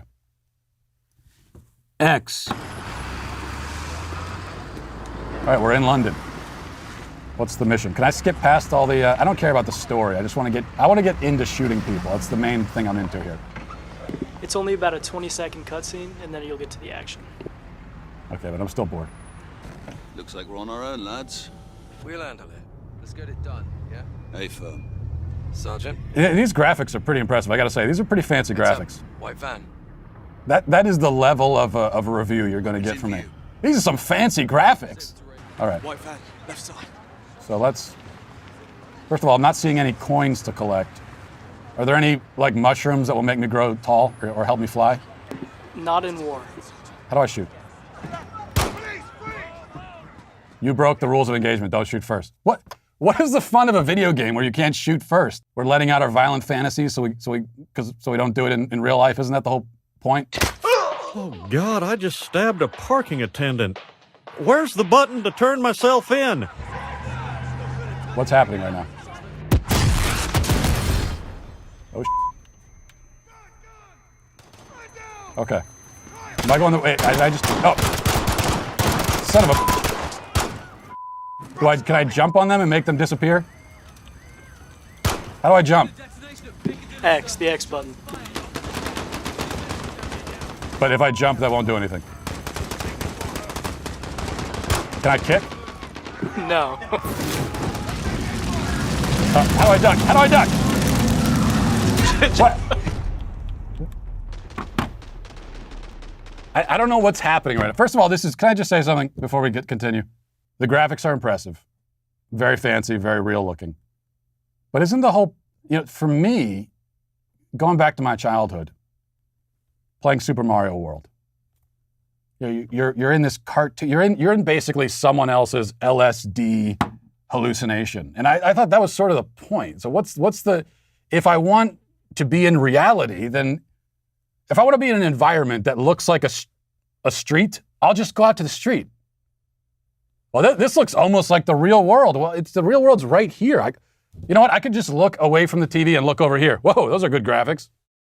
So, I don't know, there's almost too much realism for me. It's like I can touch you! Okay, how do I switch my weapon to get something a little bit more If you go over to a gun on the ground and push square. A gun on the ground, okay. Where's the gun on the ground? Walk the opposite direction. I'm turning around way too fast. Oh, right there. No, I wanted like a bazooka or something. Do I have like a machine gun or? Let's get going here. Let's start shooting some people. Oh. Got him, son of a. So there's been a terrorist attack in London, and now we're going out to kill the terrorist. My team has deserted me. You're walking away from the action. Wait, how do I get back to? I wanted to go around the corner and cut off the bad guys on the other side. This is big brain time. All right. So, well, maybe the civilians should get out of the freaking way. What are you doing running through live fire, you morons? Well, get down, get behind a car or something. Get down. Don't. I didn't even shoot that guy. I didn't shoot him. Okay, I did shoot that guy. You know what? This is their fault. I'm just firing and I got this guy. That's your teammate. Oh. Wait, how do I get back to that? Wait a second, I'm shooting this guy. So how am I doing so far? Pretty poorly? You're a good soldier if I've ever seen one. I can tell you right now, I'm not a video game fan. Because, you know, somewhat infamously. You know, there's kind of a story behind that, sort of a traumatic story, but this is actually my super villain origin story because I wanted Nintendo 64 for Christmas. N64 rules. And I was told by my parents, oh yeah, we'll get you Nintendo for Christmas. And so I was bragging about it, oh, I'm gonna get N64 for Christmas. And then Christmas comes and all my friends get N64. And I got Super Nintendo. And then I went to school the next day and everyone was talking about their N64s and I don't want to be embarrassed. So I lied and said that I got N64 too. And they were asking me, oh, what kind of games did you play? What kind of games? Oh, you know, yeah, that's the normal ones. And it was this whole web of lies until finally it was exposed when some friends came over and saw that I only had a Super Nintendo. Anyway, the point is, maybe that's the reason why I've always hated video games and I don't play them now. Or it's possible I don't play them now because I'm, what do you call it, a grown-up. I'm a grown-ass man. And that's really the main thing. All right, I'll try it one more time. What's the objective? I kill the terrorists and then... Just to stay alive. My objective now is just to survive for more than 30 seconds. All right, I feel pretty safe here. Apparently not. Duck behind this plant here. Oh, he's right there. I got him right in the crotch. I don't get extra lives, or do I get, isn't that a video game thing? I'm just gonna keep going. I'm charging into a line of fire. I'm taking fire, but it's all right. This is courage right now on my part. Courageous soldier is a dead soldier, as they say. And there I go. I think I did pretty well, all things considered. If, for some ungodly reason, you enjoyed the content that you just saw, or even if you didn't, I would still appreciate it if you would hit like and subscribe and do it right now so I don't have to yell at you. Welcome to another edition of Matt Walsh Sucks at Video Games. So we've been doing these videos, my producers talked me into doing these videos where I try to play video games, even though up until now I hadn't played a video game since my Super Nintendo days back in like 5th or 6th grade. Nintendo! Today we're gonna play Mortal Kombat. It's the new Mortal Kombat, although I remember playing Mortal Kombat. This is a game I have some familiarity with back in the day on Super Nintendo.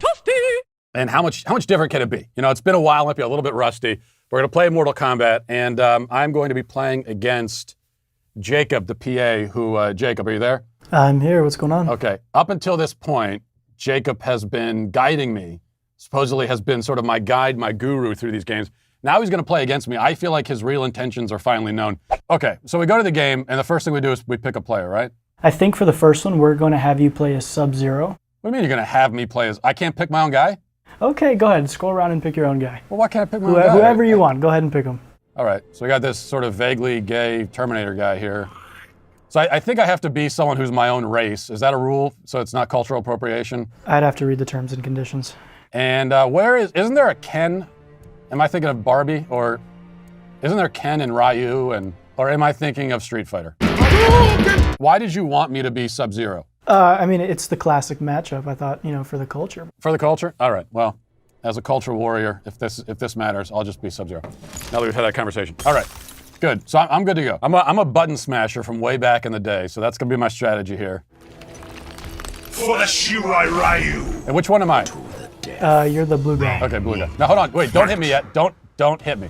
Stop, time out. Stop a second. Let me figure out the buttons first. I'm not gonna hit you, just let me Let me figure out the buttons. Wait a second. That was, yeah, I'm not gonna hit you. Nice. All right. All right. I feel good now. I'm the blue guy, right? You are the blue guy. Are you ready to go? Yeah, I'm playing. Okay, all right. What? Why am I winning? Oh my gosh, I'm winning. Guys, no one expected this. Okay, wait, stop. Time out. Just wait 1 second. I just want to talk to you. Okay, how do I do my magical ice powers? I don't know if I should tell you that, considering how the round's going. Well, all right. I feel like I'm winning. Holy sh! Oh no. Well, that's not fair. I don't know how to do that. Jacob, time out for. Can we pause it for a second? Okay, go. Pause for a sec. You can't do any moves that I don't know how to do. All right, that's the rule. So I'm supposed to run around in circles? Yes. What the hell? How many moves are there? There's a lot. So look, if you just I feel like I'm in medical school. I got to memorize all this information. Look, if you just go back to the game, look, don't come near me. Push triangle. All right, I'm gonna push you in a second. I just need to stretch my legs a little bit. Okay. Don't hit me. Nice. Look at that. Great round, Mr. Walsh. And there's another round. Yeah. How humiliating is this gonna be to you if I actually win? I don't know. Don't let me win. I'm not letting you win. Hold on. Well, you ducked under that. That was nice. Wait, what's going on? What's going on? Stop it! Stop! No, don't. Oh wait, that was me. I just did that. I don't know what's happening right now. How do I get out of this? Push the circle button. Push the circle button. Okay. I did something good while that was going on. I told you, button smashing is an art. It's not just luck. Really? Oh, come on. This is gratuitous, first of all. Don't. Oh wait, that was me. I just did that. I did something good while that was going on. Hold on, I just had my neck smashed and I'm still alive. Yeah. I was decapitated, I'm still alive. All right. Cancel him.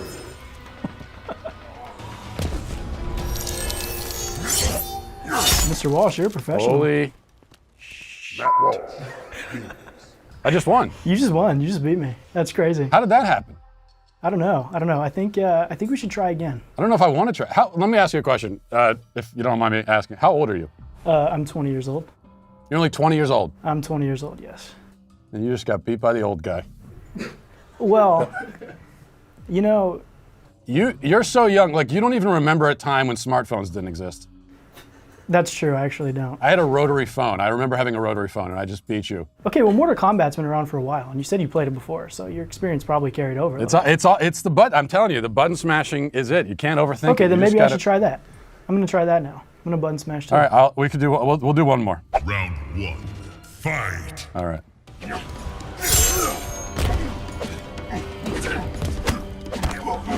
How do I know who's winning? That's the other question.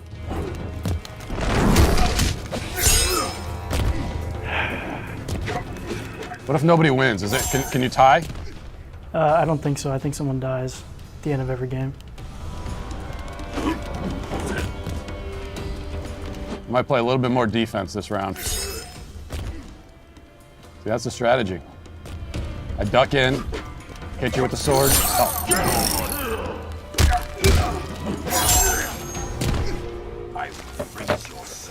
Oh. Round two. Nice. Fight. Oh, shit. I don't know who's doing what right now. Okay, that was me. That just got hit. All right, we don't need to draw this out. I get it. I get it. See, I can't do the special moves. That's the first problem. My guy can shoot ice out of his hands, can't he? And how do I do that? I don't even know. I don't know. Just button smash. You should do it eventually. I'm playing with one hand tied. I'm playing with my ice hand tied behind my back here. Take that, you son of a... Oh, okay.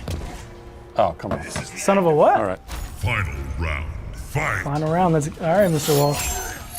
Oh, look at that. Look at that. This is where you solidify your legacy. I'm telling you, the triangle button, that's where it's at for me.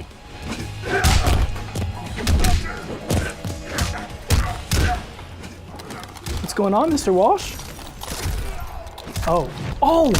There it is. Ow! There it is. Cancel him. That is just...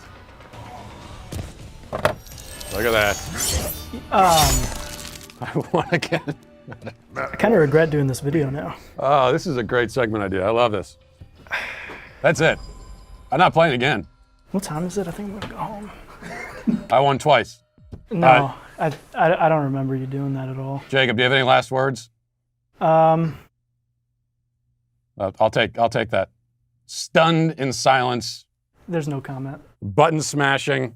You can teach an old dog new tricks. You know what? Why don't we do it one more time? No. But wait. With different characters this time. No, I'm not doing it. I won. I won twice. I'm retiring. In fact, I'm retiring from video games. Do I sense fear?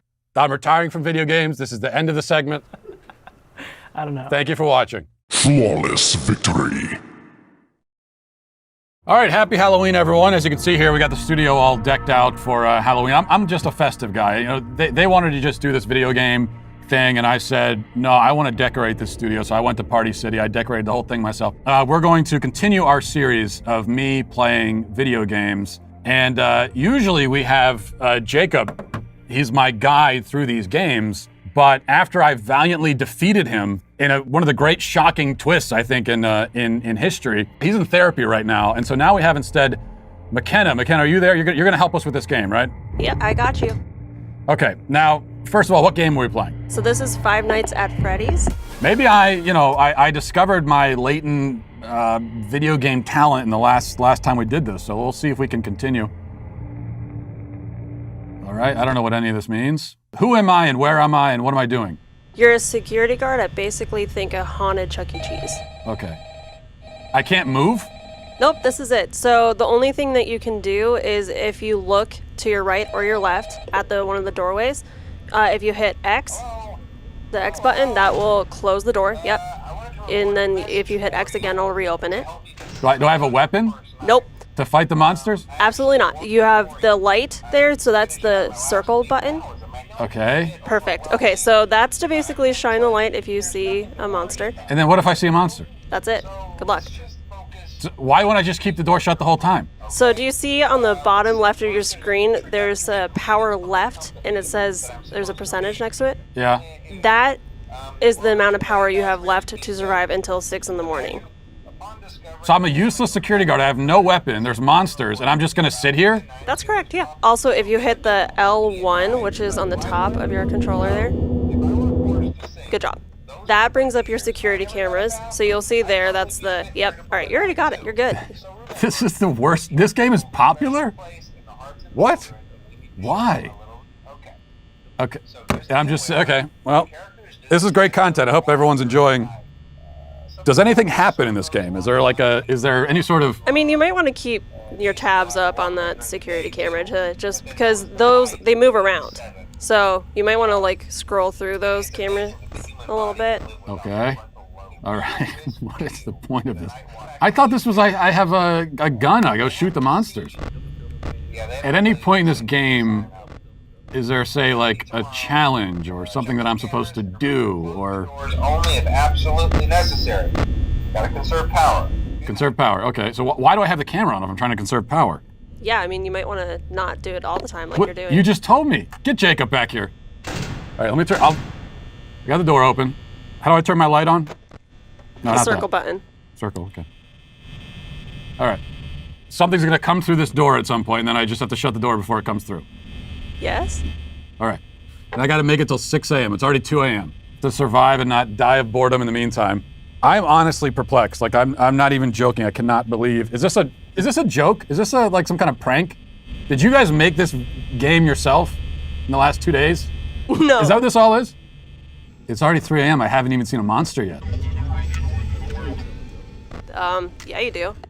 Where? I don't see anything. And I don't know why it would matter if I did see one, because I can't do anything about it. Man, this is thrilling, I gotta say. All of the video game options that kids have these days, and this is what they choose to play? Do you see that black silhouette?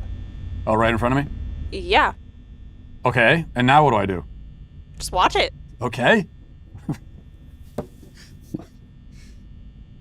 You're at 35% power, so you might not want to have the cameras up like this. You just told me to have the cameras on. What am I supposed to be doing? Not always. If I wanted to die in this game, what would I do? Just keep the doors open and just let it happen. Okay, fine. It's almost 4 a.m. I've made it 4 hours through this game and literally Check your not. footage. What? No, because you just told me to preserve power. Okay, yeah, the creepy thing's still standing there. Okay, see if there's any other movement around. Ooh, that's new. You're trying so hard to make this interesting, McKenna, and I appreciate that, but... Oh, I just heard something. All right. Is that in the game or is that you? Do I sense fear? That's not me. Oh. Did I just die? Yep. Well, then why did I have the cameras on? I could have just... I mean, the cameras are to be able to check to see if they move around. Why do I need to know what they're doing out there? All I need to know is what's happening right outside my door. I just wait till I see them and I shut the door and I'm good. I mean, if that's how you want to play it, just maybe try that strategy. We're gonna do this again, really? All right. Absolutely. What I'm trying to figure out is people watch YouTube videos of other people playing this game. Was that the bite of 87? To all the kids out there, if you find this interesting, get a job as a real security guard somewhere, and you could sit in an office and stare at screens, and you get paid. It's a real life Five-Fingered Freddy or whatever this game is called.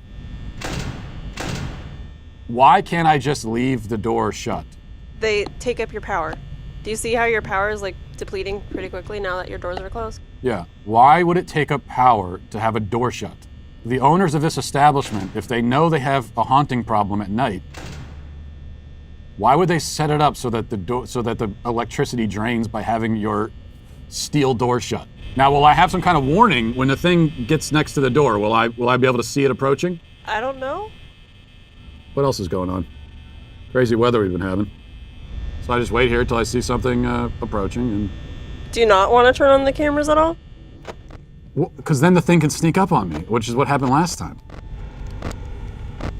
Which camera are they in? Oh, right there. So they haven't moved yet. All right, so it's just those three. There's another one. Honest to God, I'm perplexed by this game. I don't even understand. I am This is the aware worst of the game I've ever effect I played. have This on is women. the worst. I can't believe it's this easy to make a hit video game. What am I doing with my life? I can't even fill the time. I got nothing else to say about this game. If you play this game, I don't know what's wrong with you. I don't know why, if you're watching this video right now, I don't even know why you're watching it. I don't know, I'm flummoxed. I'm speechless. Okay, so they're still hanging out. Oh, okay, one left. So we got one on the prowl here, right? Yes, that's correct. All right. Now things are getting exciting. Where is that, the thing, the animatronic thing?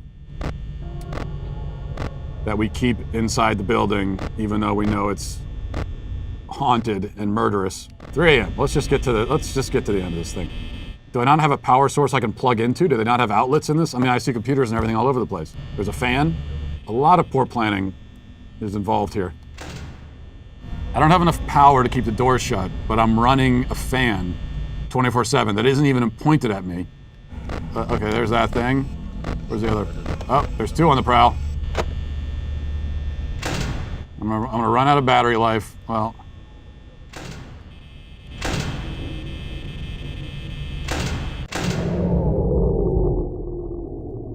So what, am I dead now? I'm a dead man walking. Well, not even walking. Oh, there he is. Oh. Is that it? Did I just die? Just kill me, please. Kill me. Kill me, please. Okay, good. Thank you. I don't know about you guys, but I thoroughly enjoyed that. That was tremendous. Thank you, McKenna, for that. Anytime. Thank you for watching, everybody, and happy Halloween. Okay, that's it. I'm done.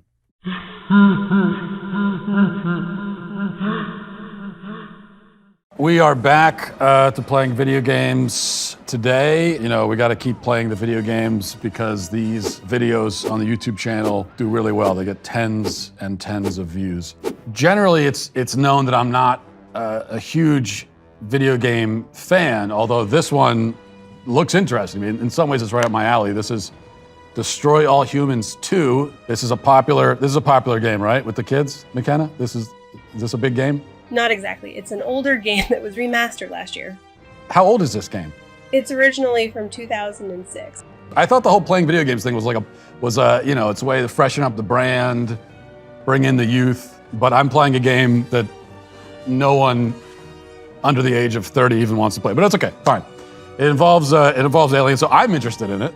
And the objective, I assume, is right there in the title, is to destroy all humans. So as a misanthrope myself, and also as an alien believer, member of the ABC community, I'm feeling good about it.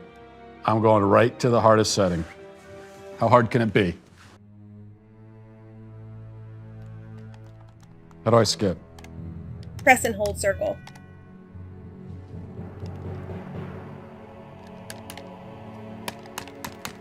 You just have to press and hold it. There we go. You can't skip the loading screens. This game is from the 80s, so of course it takes forever to load. All right, here we go. So what am I doing? I'm just shooting them? You just skipped all the context. Who do I have to shoot? Anybody? Why is the key? I'm not even doing that with the green thing. Survive the ambush. Kill the KGB agents. Oh, the bad guys are Russians? Of course. All right, so who are the bad guys? The men in black suits. And how do I kill them? By shooting. I've gotten no hold on a second. I've gotten no instruction on how to play this game at all. Oh, now I'm dead already. Literally zero. So you have to understand, they just put me down in this room with this game and no one said anything to me in general about anything. Just like, hand me the controller so I make a fool of myself. That's the only reason we're doing this. Every single content idea that you find on this channel is just me looking like an idiot. Press L2 to aim your gun. How do I know which one is L2? Okay, so L2 to aim, and then how do I shoot? It's not good. You've already been shooting everyone, Matt. Okay, who am I aiming at? Kill the KGB agents. You're trying to kill the agents in black suits. The Asians in black suits. Agents. You said Asians or agents? Agents. Why would I be killing Asians? Agents. This guy? Got him. Got him.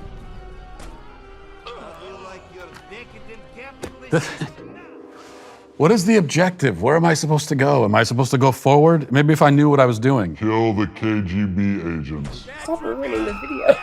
Did you just tell me to stop ruining the video? Got him. I'm on it. Well, how do I aim? Okay, so L2 to aim. There we go. That's a very inefficient. Is there a quicker way to kill them so I don't have to stay locked on them for multiple seconds? Is it just like a regular gun where I can shoot them? And then I just died. I'm not ruining this video.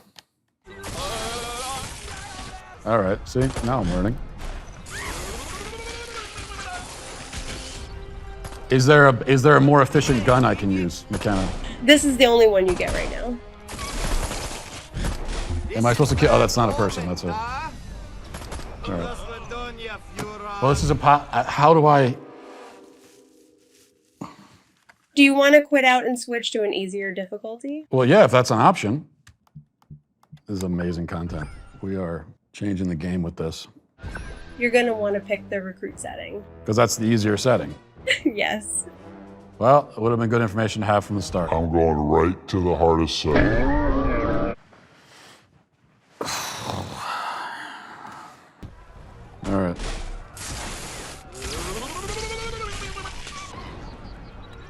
Oh, I got the hang of it. All right, that's it. So I'm just running forward is all I'm doing. All right. Where are you going, Matt? Turn around and go back. No, I'm just going up here for a minute. Just going for a stroll. It's a lovely afternoon. Don't cut any of this. Matt, what are you doing exactly? I'm going to my objective. This weapon sucks. The problem is the weapon. And I'm supposed to believe that I came all this way, I've got all this superior technology, that I'm able to travel light years across space, and this is the most efficient weapon that I have? Am I supposed to be killing that person? Yeah. Which one? This one? This guy running away? Come back here, you son of a bitch. Come back here. Matt, you just have to kill the Russians. It says destroy all humans, does it not? That's the name of the game. I'm so annoyed by this gun. How do I even aim it? Nobody knows. L to aim. A lot of cardio in this game. I gotta say, I was expecting more out of this game. I thought I would enjoy it more. If you stop complaining and finish a couple missions, you'll get to be in a UFO. Oh, I get to be in a UFO? Well, can we just skip to that level? I feel like I'm running around in circles. You're outside the mission area. Go back to where you started. Well, now I'm going in slow motion. What's happening? Mission failed. How is it failed? Mission area abandoned. Well, McKenna, you told me to go that direction, so it's not even on me.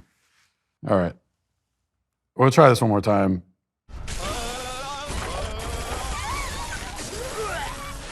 I don't know. I'm just killing everyone. I don't know if I'm supposed to kill them or not.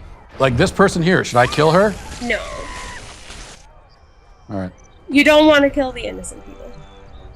I do want to be clear. All right. Where's the UFO that I get to fly around in? Here you have to press R1 to pick things up with your mind.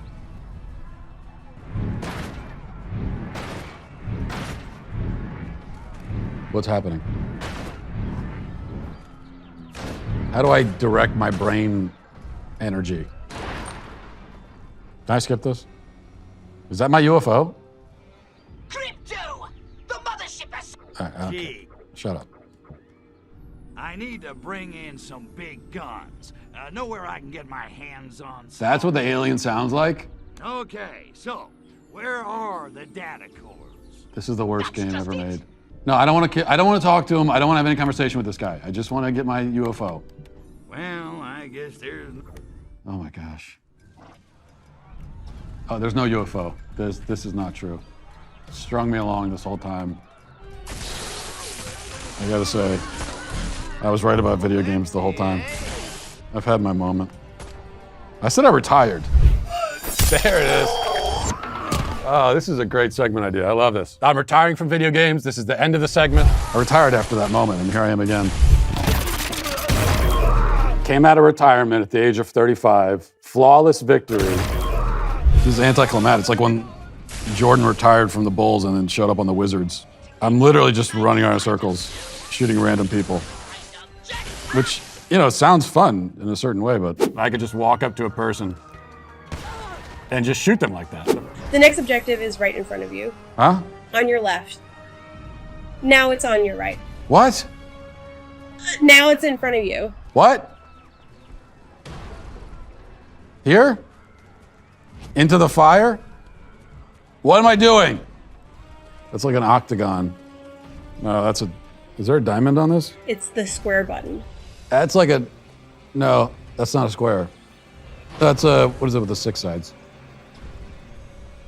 It's not a pentagon. Hexagon. Is it a hexagon? Is that with 6 sides? There's no hexagon on this thing. Just press the square button. See, that's confusing. Why would it be a hexagon if they want you to press square? Oh, there we go. All right.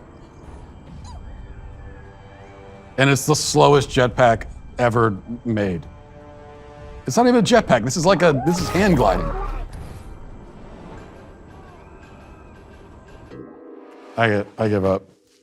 I give up. All right. So. Are you sure you don't want to keep trying and get the UFO? No, not really. I think I've seen enough of that. You don't want to live your UFO flying dreams? No, I don't. You don't? I don't. You don't? I don't. I want to go home. So, that was that video game. Thanks for watching, everybody. I hope you enjoyed it as much as I did. We'll see you next time.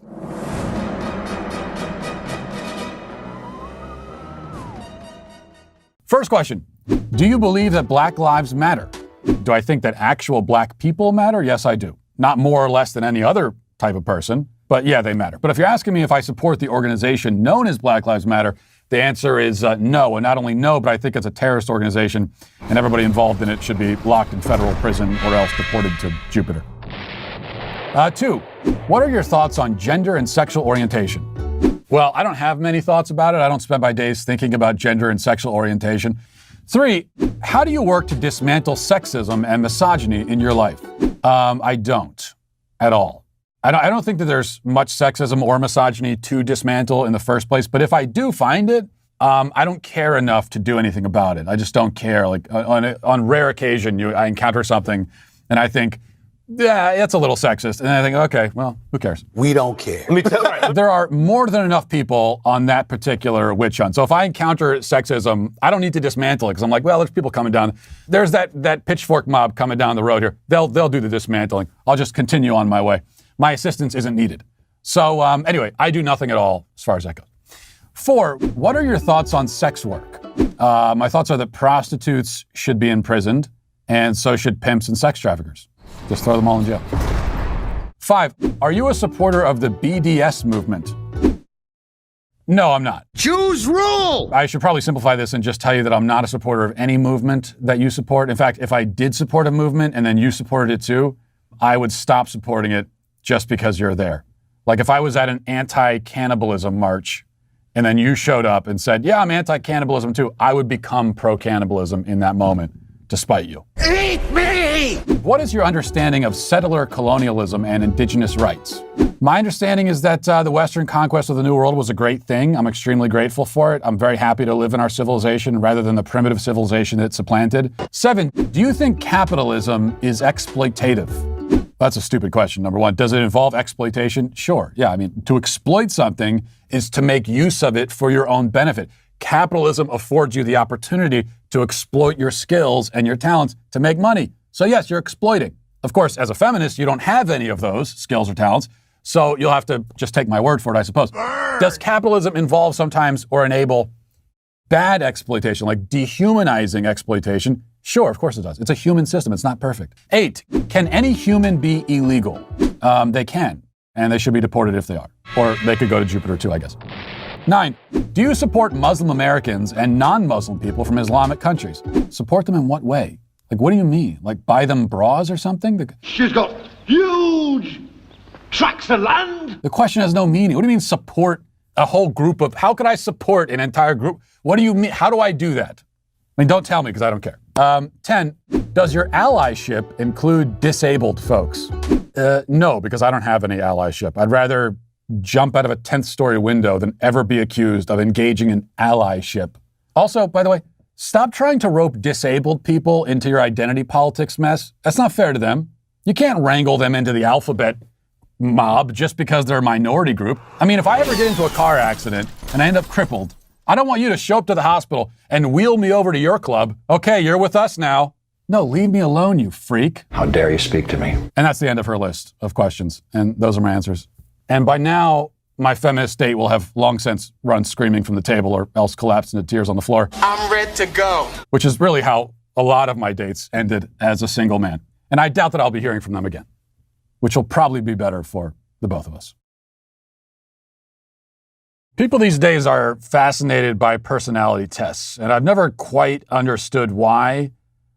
Why do you need a test to tell you who you are and what your personality is? Don't you already know that? You are you. Aren't you the expert on that? Who am I? Like for me, for example, I already know that I'm an insufferable asshole. I don't need a test to tell me that. All that to say, today I am going to take a personality test. This one is the, how do you pronounce that?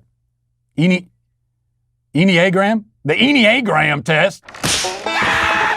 And they have, apparently there's 9 personality types that you could choose from. So of all 7 billion people on Earth, and you only get 9 personalities. That's it. You got to choose one of the 9. We will find out which of the 9 I am as we go through this test that seems like it's way longer than it needs to be. Okay. Truity.com is where I took this test. And so then you get options and you have inaccurate, neutral, or accurate. I strive for perfection. Well, I don't know how I can strive for something that I already have, being a perfect person, but I'll guess I'll say accurate. It is important to me that other people like me. No, I don't care what anyone thinks. I don't think about the impression I make on people at all, and I put no effort into it whatsoever. And the thing is, you should care a little bit what people think of you, and you should, everyone says, oh, you shouldn't care what anyone thinks of you. No, you should care. Like, I am what happens when you don't care at all, and you should care a little bit. Don't be like me. But I don't, so inaccurate. It's important to me to achieve great things. Like, see, everybody would say accurate to that, right? Is there anyone who would say, no, I don't really care about doing great things. I'm kind of in it to do moderate to satisfactory things. That's what I'm striving for. Mediocrity rules! So I'll say accurate. I make more significant contributions than the average person. Well, come on. I have a podcast, so there's going to be a lot of people in for a rude awakening when they get to the pearly gates and God asks them, oh, what did you do with your life? Like you wouldn't already know. And they say something like, oh, I was a battlefield medic. I served the poor. Yeah, but did you have a podcast? No? Get out. I feel my emotions very deeply. I have no emotions. I am on the spectrum for sociopathy. I have a sense that other people will never truly understand me. See, this is why I don't like the personality tests. These whiny, other people don't, nobody understands me. Shut up, Mom! Go away! You know, if you're a human being, you know what it is? Everyone understands you and nobody does at the same time. It's kind of like both, because no one is inside your mind, but at the same time, we're all people. And so we kind of get it because we're all in the same boat as being people. I object to this question. I don't even want to answer it. I protest on principle. I am prepared for any disaster. No, I have no skills at all. If there's any kind of disaster, I'm going to be dead within probably about 45 minutes. It's important to me to avoid pain and suffering at all times. Life is pain. Life is suffering. Anyone who says differently is selling something. You can't avoid it.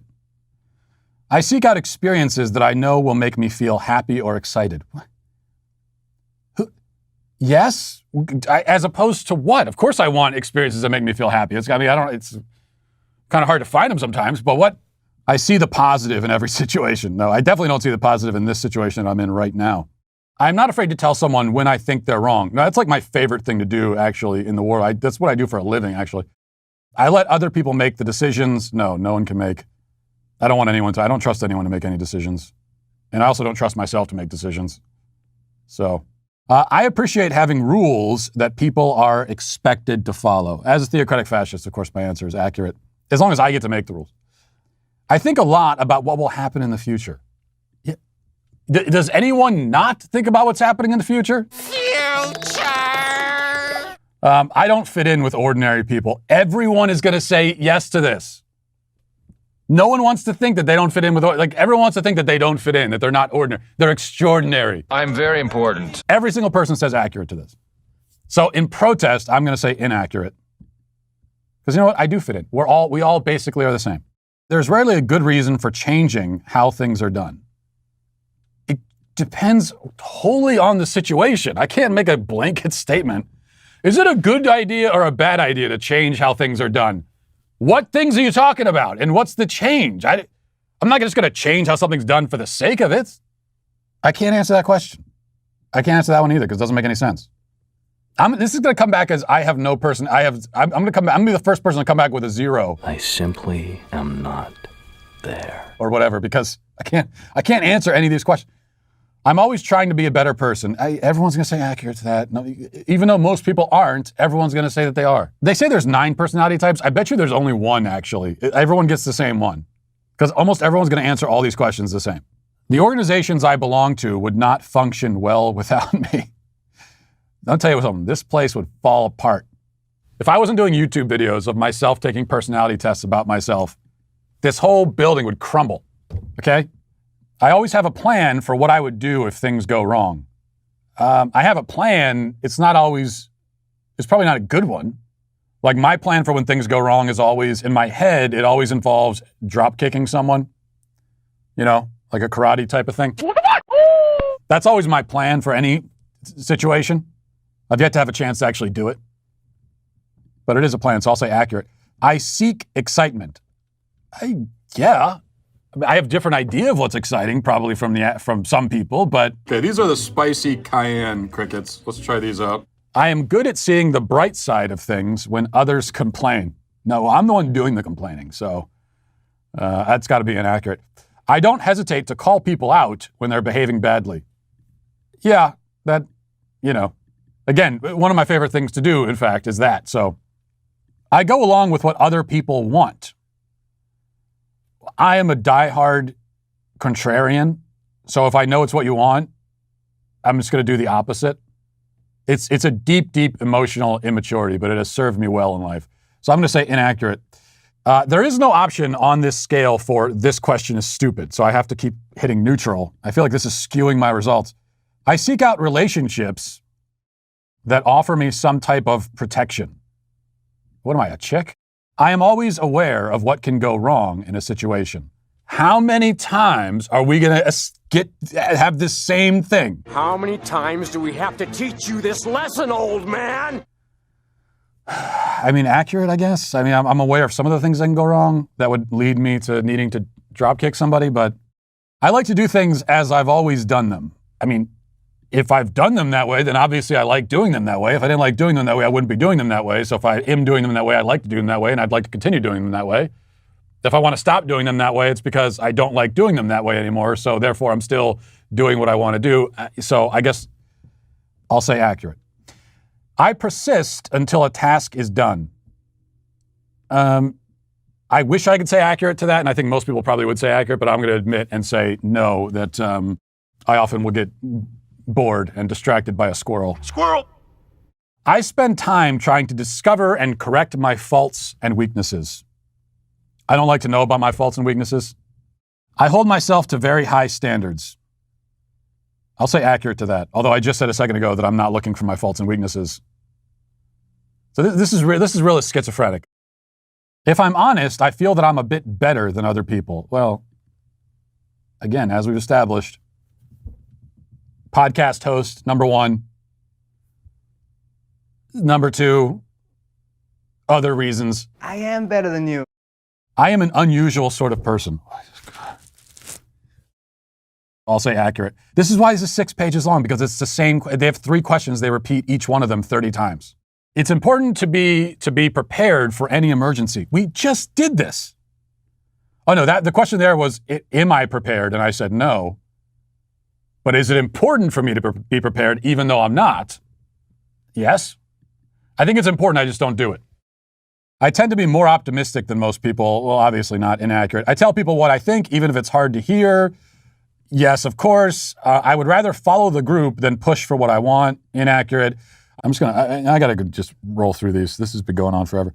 I set ambitious goals for myself. I think we've established a million times that I do set goals. Yes. I'm an important member of my social group. We did literally that same question, didn't we? What did I say? Accurate? Who cares? Okay, we just got to get through this. I make alliances with people who can help me stay safe and secure. I mean, inaccurate, because that's not what I'm thinking about. And what do you mean make an alliance with a person? What is this, Survivor? I enjoy caring for others and their needs. Depends on who it is. If it's my family, that's pretty much it. That's the extent of the people that I enjoy caring for, but I'll put accurate. I believe that things usually work out for the best. Well, clearly they don't. Okay, finally, we're on the last page. Praise Jesus. Okay. We're just going to run through these. I make important contributions to my community. Yes, podcast. I feel I never truly belong in social groups. Dumb question, neutral.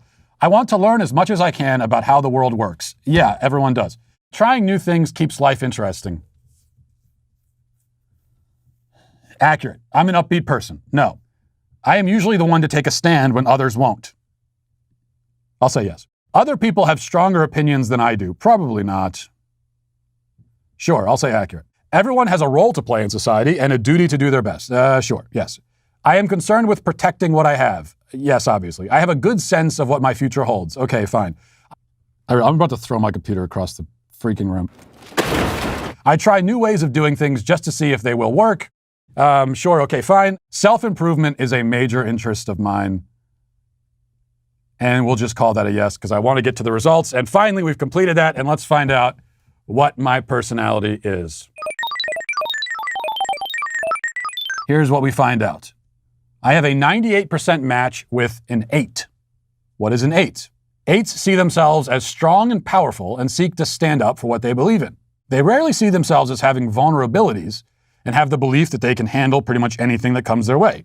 8s have easy access to their anger. Have easy access to their anger?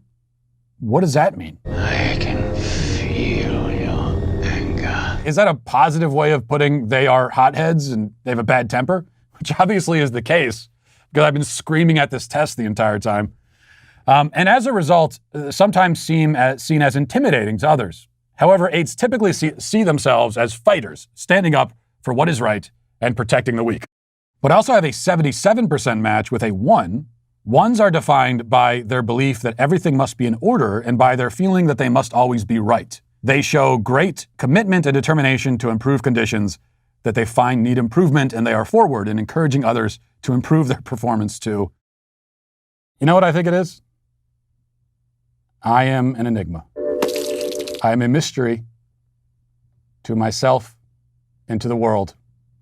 I think that is what we have learned from this personality test, mainly because we have to stop this video at some point. Thanks for watching.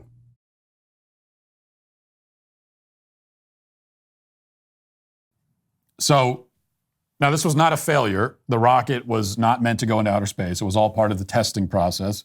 And of course, with this launch, as with others, you had morons in the media and on social media snickering about it. Oh, the rocket exploded. Idiots. And these, as always, are losers who achieve nothing of substance in their lives, laughing at a guy who's building rockets to send to Mars. If Elon Musk can pull it off, then he will be the author of the greatest human achievement ever. And that's why it's so ridiculous to me when you hear people who are like, well, why do you want to go to Mars? What's the point? Really? Why does someone want to achieve the greatest thing ever in history? Why? Is that not self-evident to you?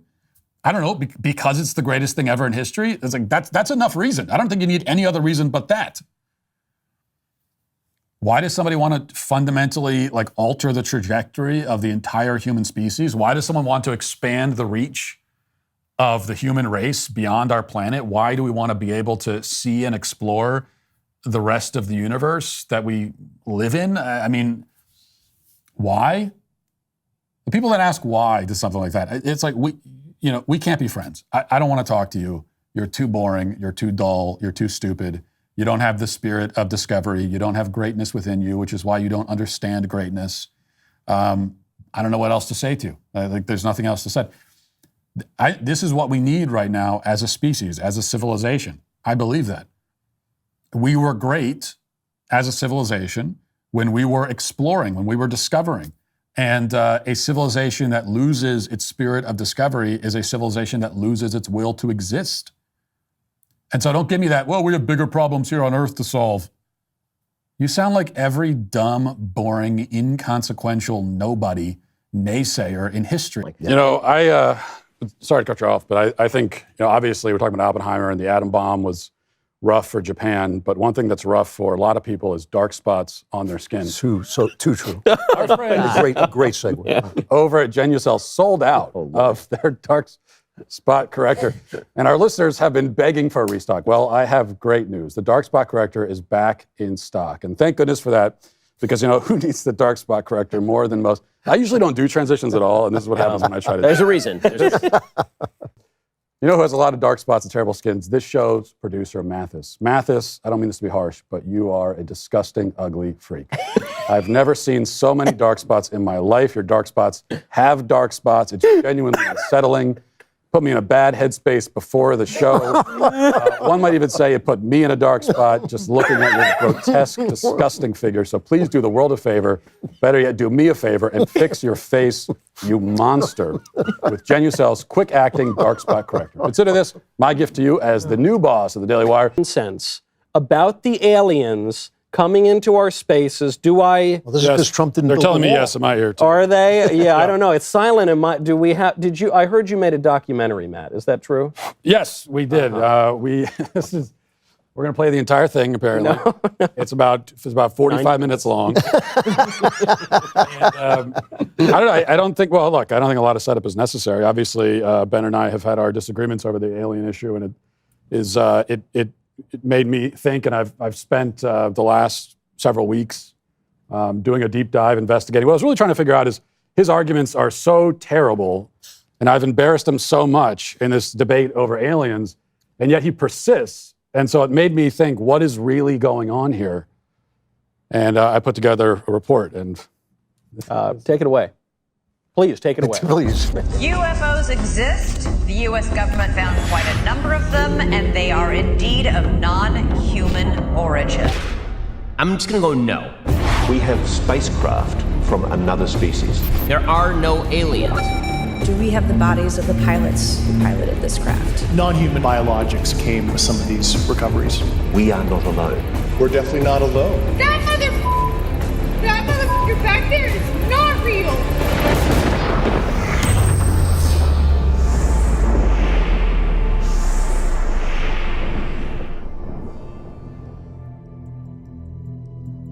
Facts don't care about your feelings. This catchy cliche was coined by Ben Shapiro, owner of the popular conservative news outlet, the Dailywire. Mr. Shapiro recently targeted me in a public smear campaign after I provided a mountain of evidence proving the existence of aliens. For some reason, he refused to acknowledge the fact that we are simply not alone.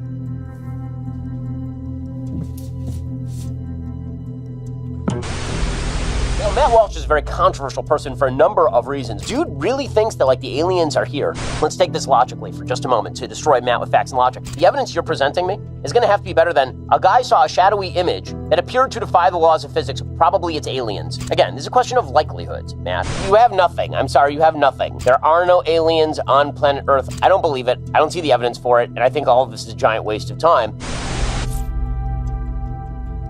Sympathy poured in from around the world to comfort Mr. Shapiro after this public embarrassment. However, he continues his anti-alien campaign to this day. This irrational alienophobia, while easily dismissed as quackery, raises the question, does Ben Shapiro pretend to hate aliens because he is one? To protect the integrity of this investigation, all of the evidence you're about to be presented was collected by our trained investigators. Using the most advanced strategies, equipment, and techniques, we'll finally learn if the one who smelt it dealt it.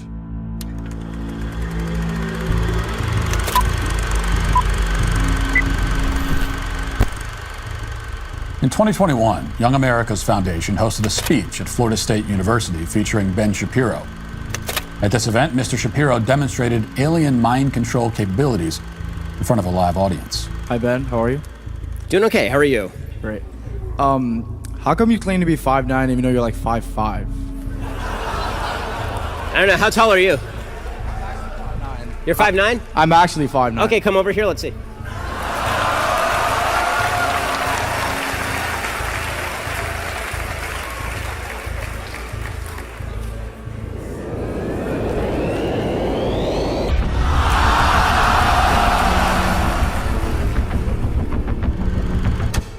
Spatial perception is affected by distance, so considering the student in the video was close enough to see Mr. Shapiro, it's reasonable to assume he was close enough to accurately judge his height. Yet the young man's calculations were off by 4 inches. Take another look.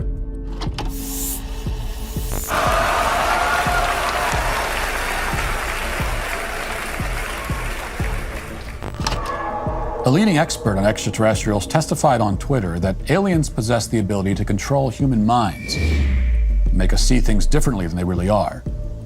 Did Ben Shapiro alter his perception in order to publicly own him? Does this explain all of the college students Shapiro has destroyed?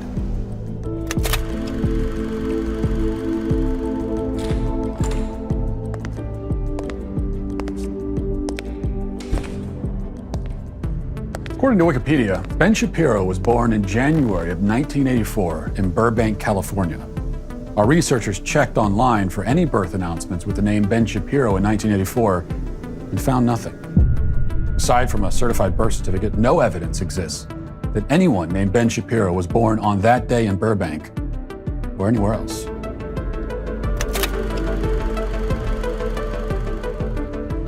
Renowned physicist Stephen Hawking made a startling confession at some point before his death. that unlike his contemporaries who speculated aliens are friendly explorers, he believed aliens might actually hate humans. Is there evidence Ben Shapiro is hostile towards humanity? Our team pieced together this video from clips they found on the Dailywire's website. The company tried to suppress this evidence behind countless hours of newer content, but what we were able to uncover is shocking.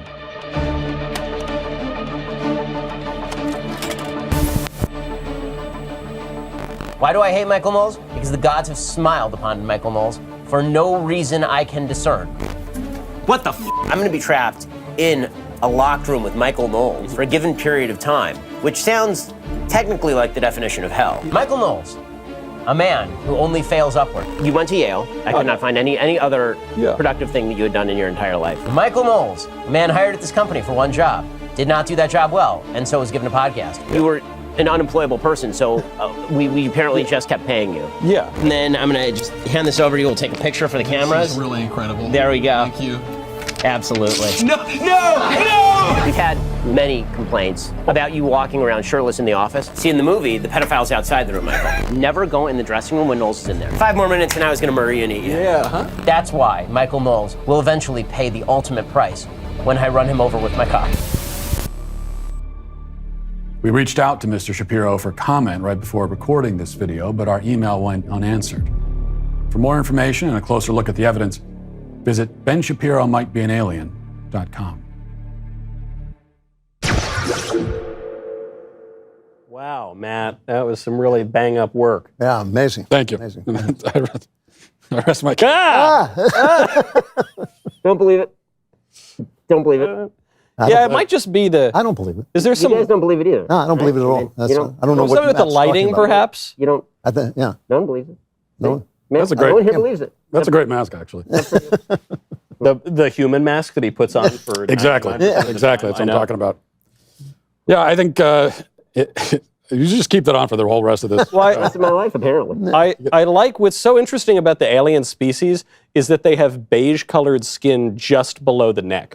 Yeah. Well, that's actually what people have said. They've said that my only scandal is my tan skin. I agree with a point that I think Ben was making during backstage this week, which is that, which by the way is an episode you should watch, not because of anything but the fact that we did have our alien debate, even though they only let us go for about 7 minutes.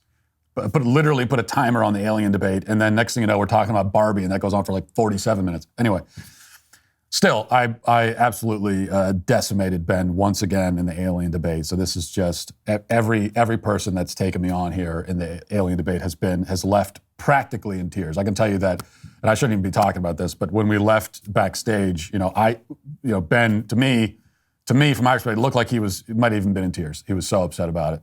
That is a fact. That is true. Anyway, what were we talking about? Oh, yeah. No, what you're going to do is you're going to run away from the face peelers. So that's why they're not on video. In fact, the fact that they're not on video is all the more proof that they're real. Think of it that way. So I believe them. I believe them, and I think that, frankly, if you doubt this story, that not only are you denying the evidence and you're denying the science, but even...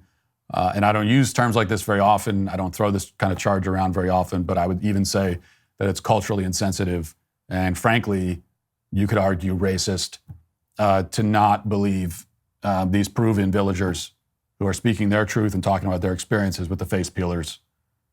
And I believe them. And so the aliens are here. And they're peeling faces down in Peru. And soon they'll be here. Okay? And, why do they want to peel faces? I don't know. The aliens have been coming. They came a long way. They've been doing their research. They've been on TikTok. They've seen what people look like these days. They've seen a lot of faces. And they said, we got to peel those faces off. That's gross. We can't invade Earth with people looking like that. So it could be that. I don't know. I don't know the motivation. Anyway, it's real. It's happening. Okay, well, speaking of the face peelers, let me start with a brief story of hope and dreams. I was told a couple of weeks ago, I think I mentioned on the show, in fact, it was McKenna who texted me and said that Paint Your Life, a wonderful sponsor, wants to come back on the show And is there any painting that I would like for them to do for me so that I can talk, more authentically about my experience with painting life? And they've done paintings for us in the past that were great. And I was asked, well, is there a picture of your kids or a vacation with your family that you would like memorialized in a painting? And I said, no, we have enough of that. Like, I know what my kids look like. We don't need any more pictures of it. What I said is, I would like something that maybe doesn't memorialize an event that has technically really happened, or maybe it does, but instead it speaks to a deeper truth. And so I asked, can I get a painting of me greeting our alien overlords when they land on Earth? Will you paint that for me? Paint your life. And well, this was their answer. Let's unveil for everyone to see. Sean is here. Thank you, Sean. And there it is. Can we see that on camera? That is the painting. I just want to say, I don't get emotional very often on the show. I try not to get emotional, and I'm holding back my emotions now, but as much as I can. But when I lay my eyes on this, I see such beauty, such raw beauty and truth that it does. It makes me well up with. I mean, it almost brings a tear to my eye, almost. And there are so many details of this. I just had this vision in my head, but I didn't have it fully formed, and so they were able to take that vision and even include details that I never expected. I mean, we've got the wall, we've got the product placement in the, which I think it makes it even classier. So this is already a very classy painting, but having the product placement in the painting as well is so much classier. So we've got our merchandise. We actually have, and I don't know, how do you explain this? Did I greet the aliens with merchandise from the Matt Walsh store on Dailywire.com? Is this a gift that I gave them when they landed? Did they already have it themselves? Did they land because they're big fans of the Matt Walsh show? Did they come all this way to have me sign the merchandise? These are all, that's what's so wonderful about this piece of art, this masterwork, this masterpiece, is that's a story you can decide for yourself, And I think that through the ages, when people look upon this painting that will one day be in the Smithsonian, they'll debate this. They'll say, did this happen? Did it not really happen? Did it happen only in spirit? But before it makes it to the Smithsonian, at least for the rest of my lifetime, this painting will be hanging in our living room above the fireplace. I did tell them, I said, make the painting as big as you possibly can. And they made it even bigger than I thought. And so I'll be bringing this home to my wife. And I, based on my experience with this sort of thing, if I know my wife, and I think I do, she is going to love this. She's going to look at that and say, can we get 5 of them made? Can we get a painting like this in every room of the house? That's what she'll be mad about. She'll say, oh, Matt, you only did 1 of these?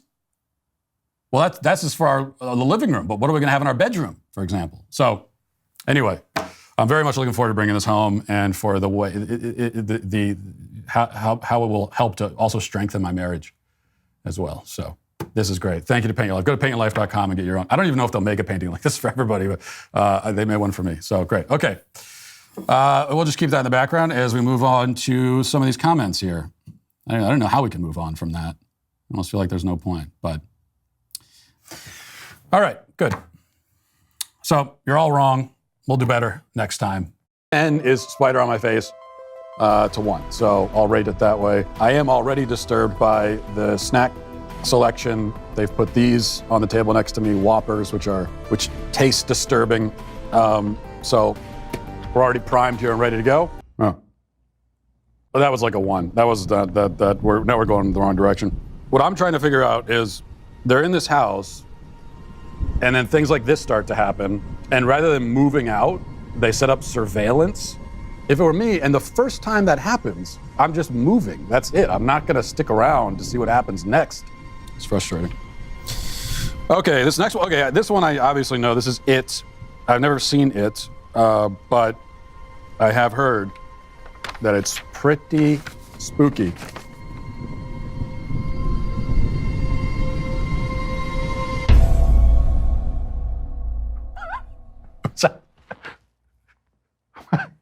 What was the plan there?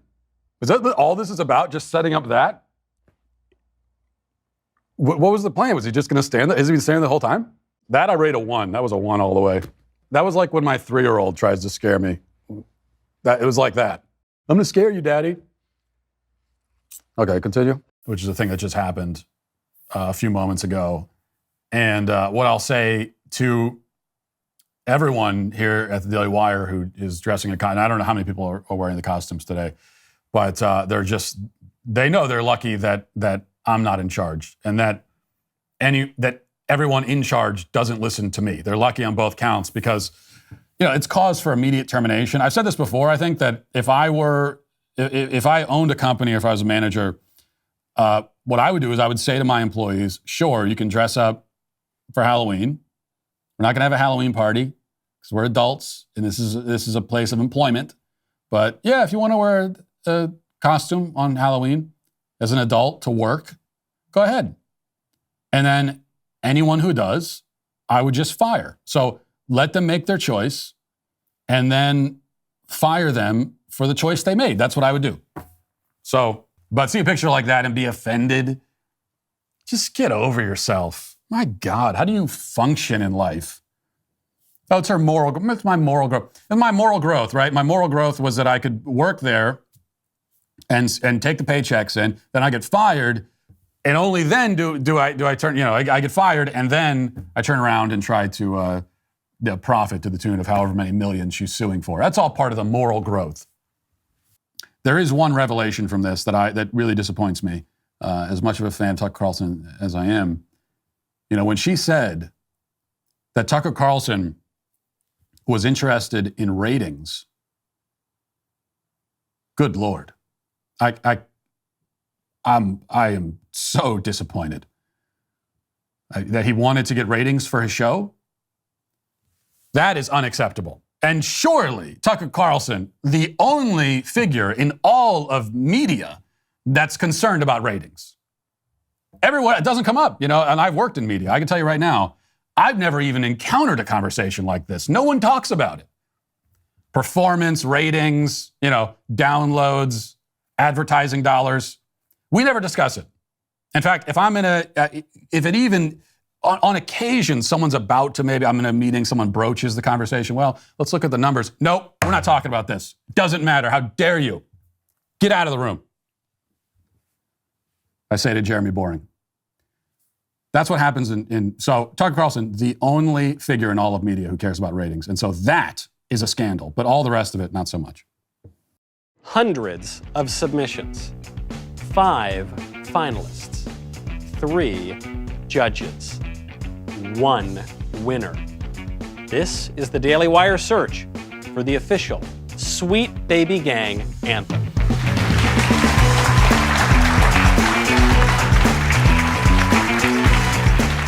Hello, everybody, and welcome to the search for the Sweet Baby Gang anthem.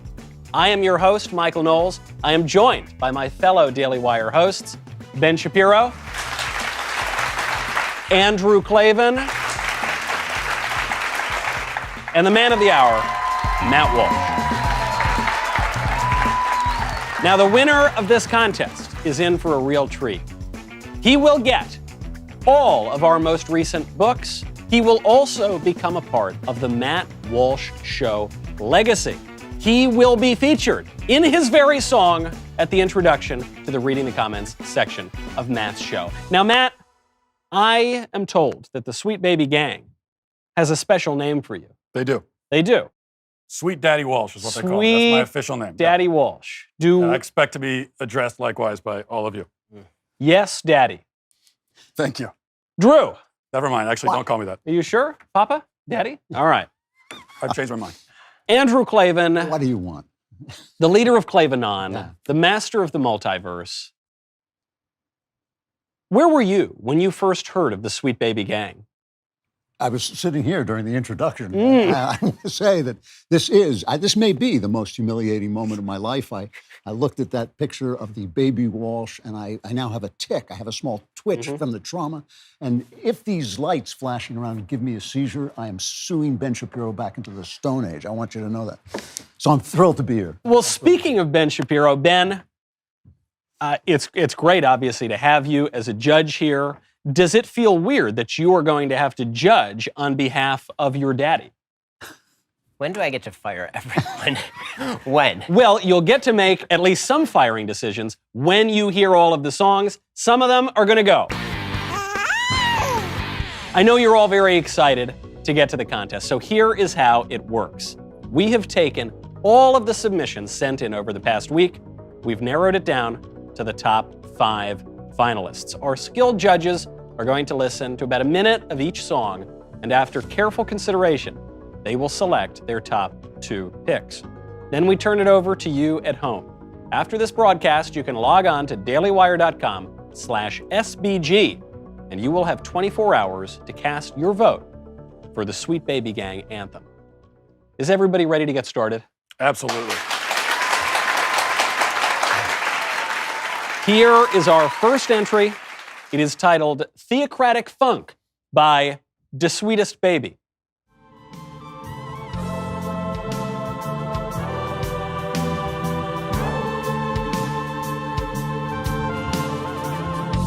Woe is me, I'm in need of a sweet daddy.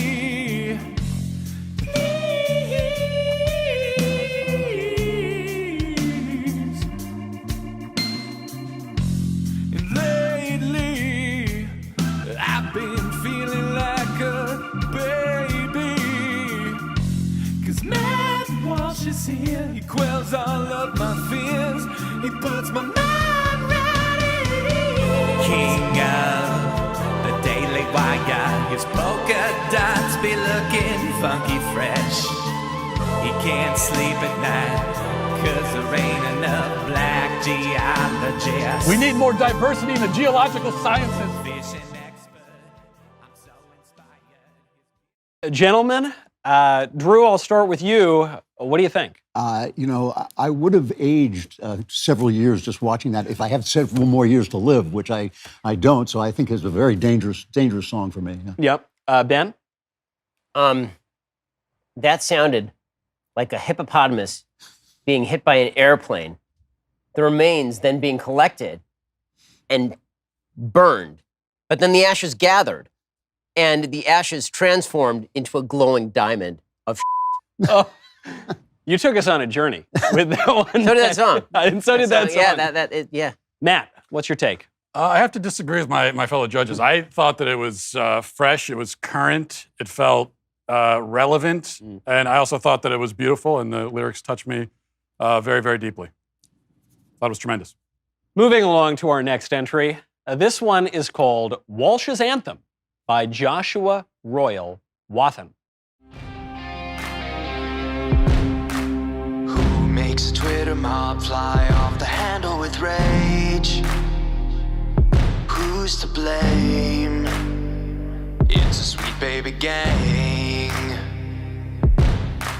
Who's rocking polka dot and flannel shirts without shame?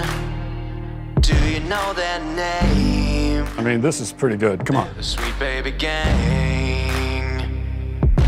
Now there's no more crying, ain't got time for your leftist tears. If you're a man, it's required that you grow a beard. Hey, we're the sweet baby gang. Drew, your thoughts? Well, I have to admit my mind drifted for a moment. I was thinking about the time I had dignity. But actually, that was when I came back. That was actually pretty funny. I have to say that was amusing. Mildly amused. It was musical. It had some rhythm. Yep. Ben, that was better. Yeah. I mean, it was.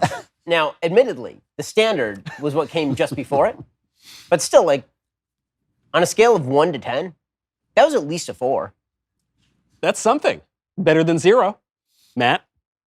I thought it couldn't get better than the last one, and this somehow exceeded even those expectations. I wanted to hear more of it. I mean, that becomes music into my ears, and it's now the music of my heart. I found it to be. We very well might hear more of it a little bit later, maybe every single day on the show. But before we make any of those decisions, we have an entry from Andrew Werner. It's titled, Put 'Em Up If You're Down. Yeah, we the sweet babies, driving liberals crazy. We play that wire daily. No offense to Ben or Michael, knows Candace or Andrew Clavin. Daddy Walsh is our default. He never falters to bring the news, and he brings it greatly. Leftists claim he's racy. He's everything phobic. We'll wipe them tears. I'll get my mug and tell you when the show is. You see the beard, you see the king approaches. You hear the babies asking Ben to give sweet Daddy Walsh a big promotion. So put him up if you're down with the baby gang. Put him up if you're down with the baby gang. Sweet baby gang, sweet baby gang, sweet baby gang, sweet. Ben, I'd like to start this time with you. Your immediate reaction. Well, as a platinum award-winning rapper in my own right, let me just say that it's comparing the size and weight of various piles of steaming is actually difficult when you don't have a proper scale. And so you sort of have to just eyeball it. And so, to be honest with you, between number one and number two, and they're all number two, but between number one and number two and number three falls somewhere between 1 and 2. It's not as bad as the first one. Oh, wow. It's not as good as the third one.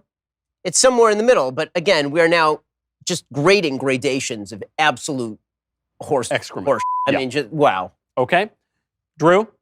You know, when I lived in England, I had a hernia, and because they have that universal health care, they don't give you painkillers. They literally just give you aspirin and tell you to have a stiff upper lip. And it was possibly the most painful experience of my life until this. Fair. Harsh, but fair. Matt? I didn't think it was fair. In fact, I'm offended on behalf of these contestants who put their heart and soul into making this music.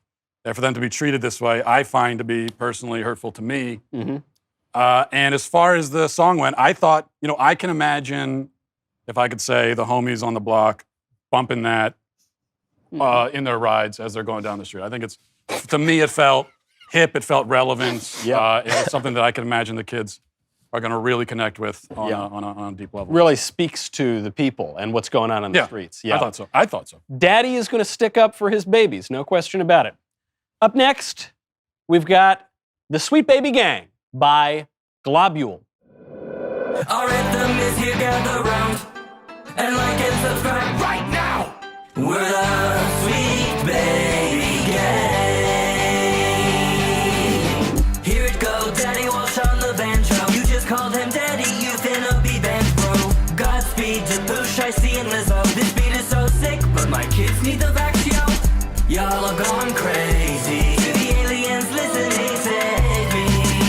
We are all babies. From the womb to the tomb, so don't hate, please. Our anthem is here, gather round. Sweet babies. And like and subscribe right now. Sweet babies. We're the sweet baby. Sweet baby. Sweet baby. Simple, to the point. Matt, let's start with you. I mean, once again, I feel that each song gets somehow better and better than the one before it. And this, again, every single one, I think to myself, can I imagine young people at a party playing that song and dancing, dancing the jig and so on. The polka, yeah. Yeah, and I say for that, absolutely. I thought it was a tremendous song. Yeah. Loved every second of it. Drew? Well, I watched it very closely, and I think the one thing I can say, this is just a guess, but just from eyeballing it, I feel that no animals were hurt during the making of that song. And I think as long as I love animals, and as long as we can say that, I think we can safely say the animals are safe for another day. Ben?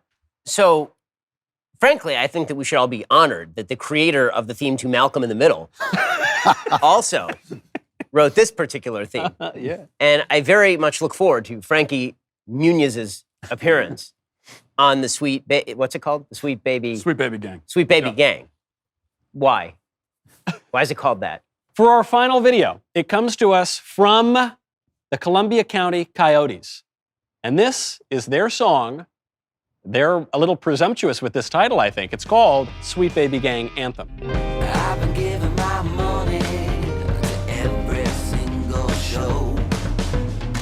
I'm grateful to Mr. Matty to be so in the know. We live so much freer when you don't need to be woke. So I'll keep on giving till the day that I go broke.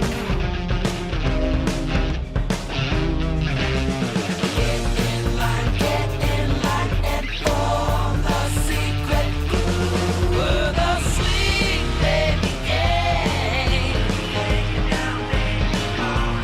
We're the sweet baby gang.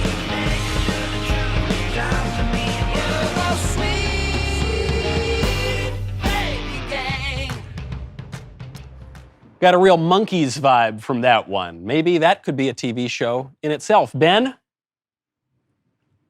You know, history is filled with the stories of people who make great sacrifices, martyr themselves for great causes. You know, the Christians sacrificing themselves to the lions in Roman amphitheaters, and the Jews before the Spanish Inquisition in 1492, and me listening to these songs. History is really, you know, and I think one day when people look back at my life, which if I have to listen to any more of these will be like the expiration date is moving faster. When they look back and they look at my legacy, they're going to think the sacrifices he made on behalf of the sweet. It's right there. It's a sweet baby the gang. sweet baby Yeah. gang. On behalf of that, it was a great sacrifice. I feel as though someone had taken a jackhammer, planted it directly in my right temple, and then just gone to town. Yeah. That's kind of what it felt like, to be honest with you. Robert E. Lee has been described as a great man who gave his career to a terrible cause. Drew. Yeah, I thought you were describing me there for a minute. I felt such a surge of joy when I realized that this was the last time I was going to have to see that baby Matt Walsh tumbling across the stage, except when he comes to work. That I may have kind of overrated this song. I enjoyed the baby. I like babies. Babies are cute, and so it was awful. It was just dreadful. I'm sorry. Terrible, huh? I was trying to say something nice, but I just couldn't get there. It was bad. I tried. Yeah. Matt? Just picking up on Ben's sort of theological, spiritual theme. When I was listening to that song, I could really imagine myself at the end of my own life climbing up the steps into the sky, and the pearly gates open, and the choirs of angels are singing that song. That's what I was thinking. It was a beautiful song, is what I mean. Judges, in front of you is an official Sweet Baby ballot. I need you to highlight your top 2 finalists.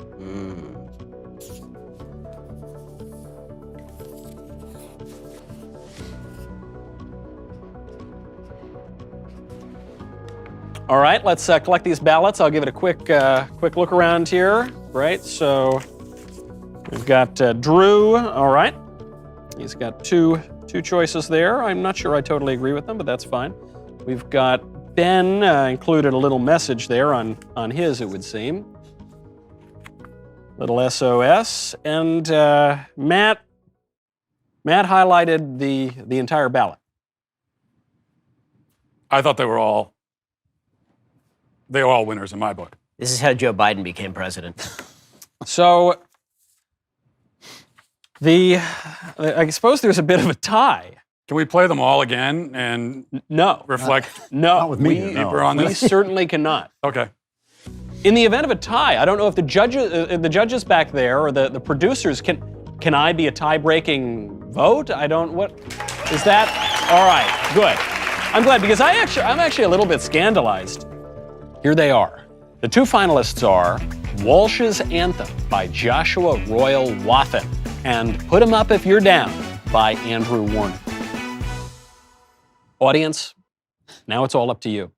The polls are open. They're ready to receive your votes.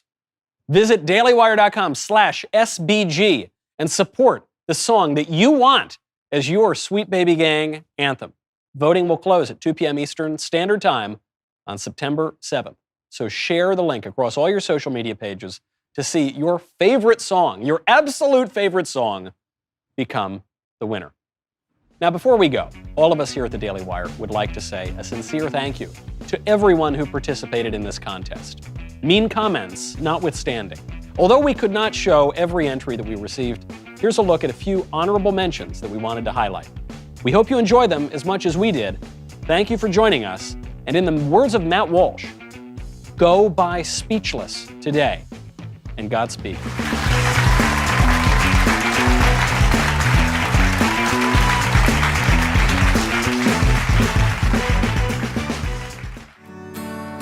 Now the most oppressed person I know is Mr. Walsh, who leads the show, and that's okay, he's got the gang.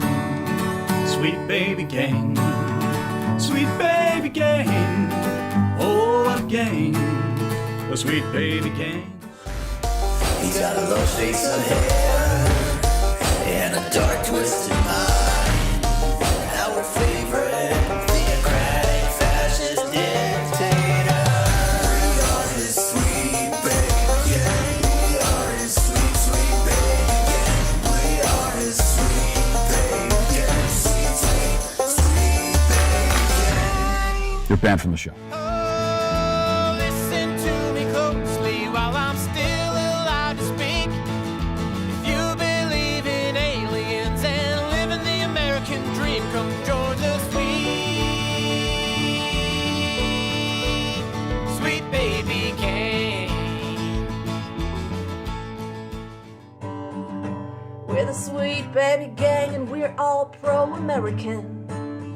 Together we stand up against all that's Orwellian. We're the Sweet Baby Gang, we're the truth laid bare. We're the Sweet Baby Gang, Godspeed.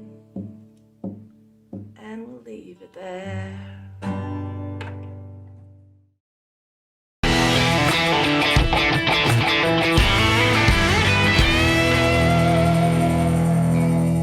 You know, before giving our dog rough greens, he was so sad and lazy, and now he actually enjoys his squeaky toys and playing fetch with his Frisbee. Our pup's days are filled with laughter, exercise, and endless fun, and it's so important to me that he has fun. It's the most important thing in the world to me. Naturopathic Dr. Dennis Black, the founder, they said in the article, dogs are a man's best friend. Okay. They're not my best friend. Okay, I think your friends should be humans, but fine. Well, guess what? Friends need boundaries. The dog is your friend, fine. Do you sleep in bed with your friends, especially if you're a man? Do you let your friends lick your face? If you saw your friend licking his own butt, would you then let him lick? Would you be his friend anymore in the first place? Let's be serious, okay? Don't let the dog. If you want to have a dog and a pet, whatever, fine. But and then you smell like a dog and no one tells you. You're sleeping in dog-scented sheets and blankets. And you're walking out of the house smelling like a dog. But nobody will tell you that you smell that way. And part of the reason is that 60% of the rest of the country also smells like dogs. And then the rest of us, we're walking around and while we're smelling this dog everywhere. Dog and the scent of dogs and weed. That is like America, right? That is what America smells like. If you come here from another country, you land, you get off the plane, it's immediately what you smell, because that's just everywhere. Anyway, before giving our dog rough greens, he was so sad and lazy, he wasn't getting the nutrients he needed. Now he's happier and healthier. My team keeps joking that we need to sign him up for one of those speed course dog shows. You know, we stand around joking about my dog. I talk about my dog all the time. So that joke was made about my dog, and I'm always talking about my dog. Anyway, naturopathic Dr. Dennis Black, the founder. Every dog is different. Every dog has his day, they tell us. That doesn't mean that dogs don't exist. In fact, they need to exist in order for us to make a statement like every dog is different. Males need to exist as a category in order for us to say anything about a male, a human male, such as human males are all different. They have different expressions. Squares come in all different sizes and colors. That doesn't mean that squares are indistinguishable from circles.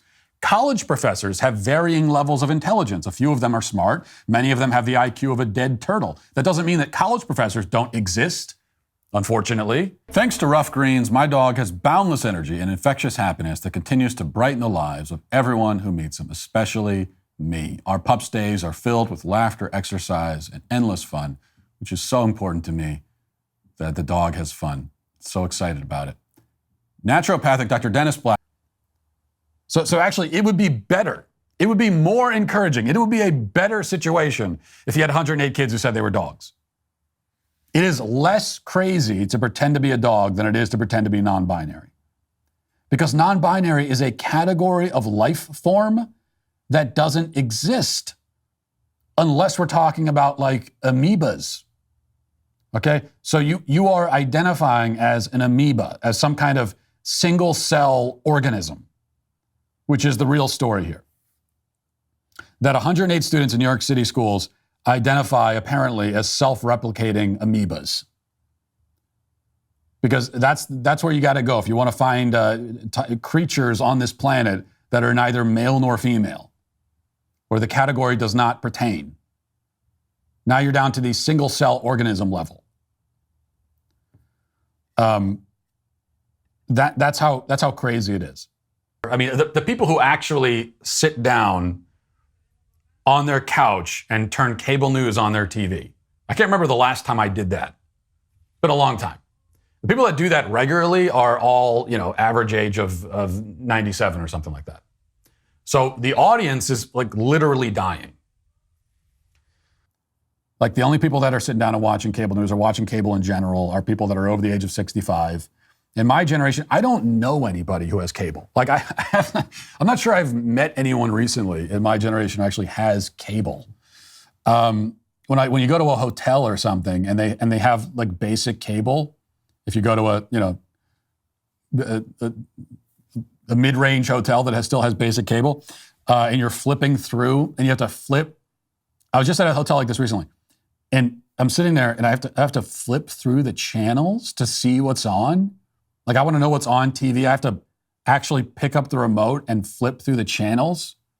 And then if I want to watch something, I want to watch it from the beginning. I have to schedule my night so that I can watch it when it starts. And if I come in 15 minutes late, then I'm just late. I mean, this is archaic stuff. There we go. This is archaic. This is like ancient stuff. It's like even though I grew up with this kind of this is the situation I grew up in. Now it feels very foreign and bizarre. So that's how it's headed. I will say that, I'm not a Taylor Swift fan. But this is going to be an unpopular opinion probably among the audience. I'm not a Taylor Swift fan. And yeah, she's a dumb leftist and all that. And yeah, her music is vapid and annoying. But I think it makes sense that she's Person of the Year. I heard that and I thought, okay, yeah, it makes sense. Sure, I can see that. And then I see the reaction from a lot of people on the right. How is it Taylor Swift? What do you mean? What do you mean, how is it Taylor Swift? Didn't she have like 3 #1 albums this year? The top 3 albums are all hers.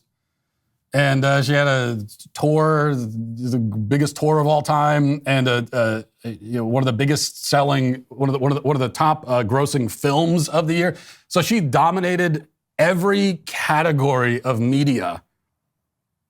And then sports too. She became the top story in the NFL. I'm not saying I like that. Literally every category of media she dominated, and I don't prefer that, but it's kind of impressive, isn't it? It's a little bit. I mean, it's a little impressive. Are we actually going to pretend, it's just 3 #1 albums? I could do that. I could do that in a year. The top 3 albums? Who cares? That's nothing. So I don't really get the complaints. Time has made some bizarre choices for Person of the Year, but choosing someone who again, dominated literally every form of media, I think it's understandable. And I realize that as I say this, I'm not beating the charge that I'm a closet Swiftie, and that is a theory in some circles. My producer McKenna was accusing me of that recently. It's totally spurious, baseless accusation. Just because I saw her in concert 3 times this year, suddenly I'm a fan. Just because I spent $147,000 on front row tickets 3 times, Suddenly, I'm a big fan now. Get a grip. And I'm not saying that I would have named Taylor Swift Person of the Year, but really, who else would even make? I was thinking about this morning. Who? Because usually they name Person of the Year and it's someone stupid, and you go, well, it obviously should have been this person. But who would it be? Like their other runner, the runner-up was a toy. The runner-up was someone who doesn't even exist. I guess it was kind of a down year for humanity, I'm realizing. Like, no one really did anything good this year. No one did anything interesting this year. This year sucked. It did. Elon Musk, really, he's the guy. It should have been Elon Musk. He's the only one who did anything interesting this year. And I think he won recently. There's no way they're going to give it to him again. Like, there was no way that after this year, it was not going to happen. They were not going to. If they had given Elon Musk Person of the Year, there would have been like angry mobs at Time Magazine headquarters burning it to the ground. And so they weren't going to do that. Wasn't going to be Elon Musk. So if it's not Elon Musk, then who would it be? I'd be interested to hear this from conservative complaining about Taylor Swift. Who do you even think it should be? Be real about it. Who should it be? I mean, it could have been me. So really, it was going to be me or Taylor Swift. It was down to one of the two of us. And they gave it to Swift. And if I'm not mad about that, if I, as the person who was gypped here, if I'm not mad, then you shouldn't be either. People sometimes go to exorbitant lengths to reveal their baby's gender. Unfortunately, these methods tend to involve pyrotechnics and fireworks. And over the last few years, many thousands of innocent lives have been lost due to gender reveal mishaps. I believe the current estimate is that 1 out of every 5 people in the country will die from a gender reveal related accident. I think that's an actual statistic that I just made up, which is a good tip for any math teachers out there. Do not incorporate the N-word into your math instruction. Just so you know, don't do that. If you find yourself shouting the N-word while teaching long division, something has gone horribly wrong, Heather points out. And I'm glad that she's here to clarify that point. Actually, the decision to have a child is not really one that you have with a doctor, okay, unless you're having sex with your doctor and conceiving a child with him. After a follow-up listening session in response to concerns about the Don't Call Me Karen panel resulted in additional concerns. So there was a listening session in response to concerns, which resulted in concerns. And so she was put on leave. Okay, so there were concerns, and there was a listening session about those concerns, which led to more concerns. And then they had a follow-up listening session about the concerns that came from their listening session about the concerns, and those also created concerns. And so what we need is we need now a third listening session about the concerns from the listening session about the concerns from the original session. We got to keep listening and keep talking about our concerns. Everyone is very concerned. I don't know what to say about this. I was told that we sold an enormous amount of these yesterday when I announced it, and I'm deeply disappointed in all of you. I don't want you to buy this. Like, I'm just telling you the honest truth. Please don't buy this damn thing. It's not right. It's not okay. I was never fully on board with it. And don't buy it. I'm dead. I make money on these things, and I am telling you, don't buy it. They have this whole copy in front of me they want me to read. I'm not going to read it. I am telling you that we put these on, and it was kind of a test. It was like, how willing are people to buy something this viscerally disturbing? And I had hopes. I was the small glimmer of optimism that I still carried with me in my soul. I said, no, people aren't going to buy that. There's nobody wants that in their house. What are you going to do with that? I don't want to know what you're going to do with that. And I thought that. But then I'm sitting, in the makeup room, not that I put makeup on before the show, but anyway, Sean comes in, and he's all excited. Never seen him so excited. Telling me, raving about how many of these we sold. So, don't buy it. Anyway, you can go to dailywire.com/shop to get yours today. We face many crises in this country, and one of the crises that I talk about a lot is that for so many people, their BS detector is completely broken. and I don't know how you fix it. How do you fix a defective BS detector? I don't know. But it's just it's an intuition that you should have, otherwise known as common sense, where there are certain things that you hear, and even if you don't have any evidence to the contrary, you should still, when you hear it, think, yeah, I don't know about that. And somebody might say, well, do you have any evidence? No, I don't, but it just doesn't sound right. It doesn't sound right. Could be true, theoretically, doesn't sound right, though. Your own death. Your own impending death follows you around. You can't escape it. Okay, walk around every corner and it's there. Go to sleep at night, sleep right next to you. Your own death. Because we're all going to die. Every single one of us. And there's nothing you can do about it. Not one single thing. You will be decomposing in the ground in the not too distant future. That is a reality. It just is. I'm sorry, but it is. So going outside is riddled with perils. Yeah, I mean, true. It is. It is. But you know what? You just live your life anyway. You live your life because what else can you do? You live your life until you can't live it anymore because you're dead. Which again will happen to all of us. I don't know if you knew that. Well, you might have things that traumatize you that are just like back there in your subconscious and you got to find them and pull them out. And I think oftentimes what people do is maybe they're not so much inventing things that didn't happen, but they're taking things that happened that they never thought were a big deal. And now they're discovering, oh, those really are big deals. So they're telling themselves the story of their own lives with the help of the therapist.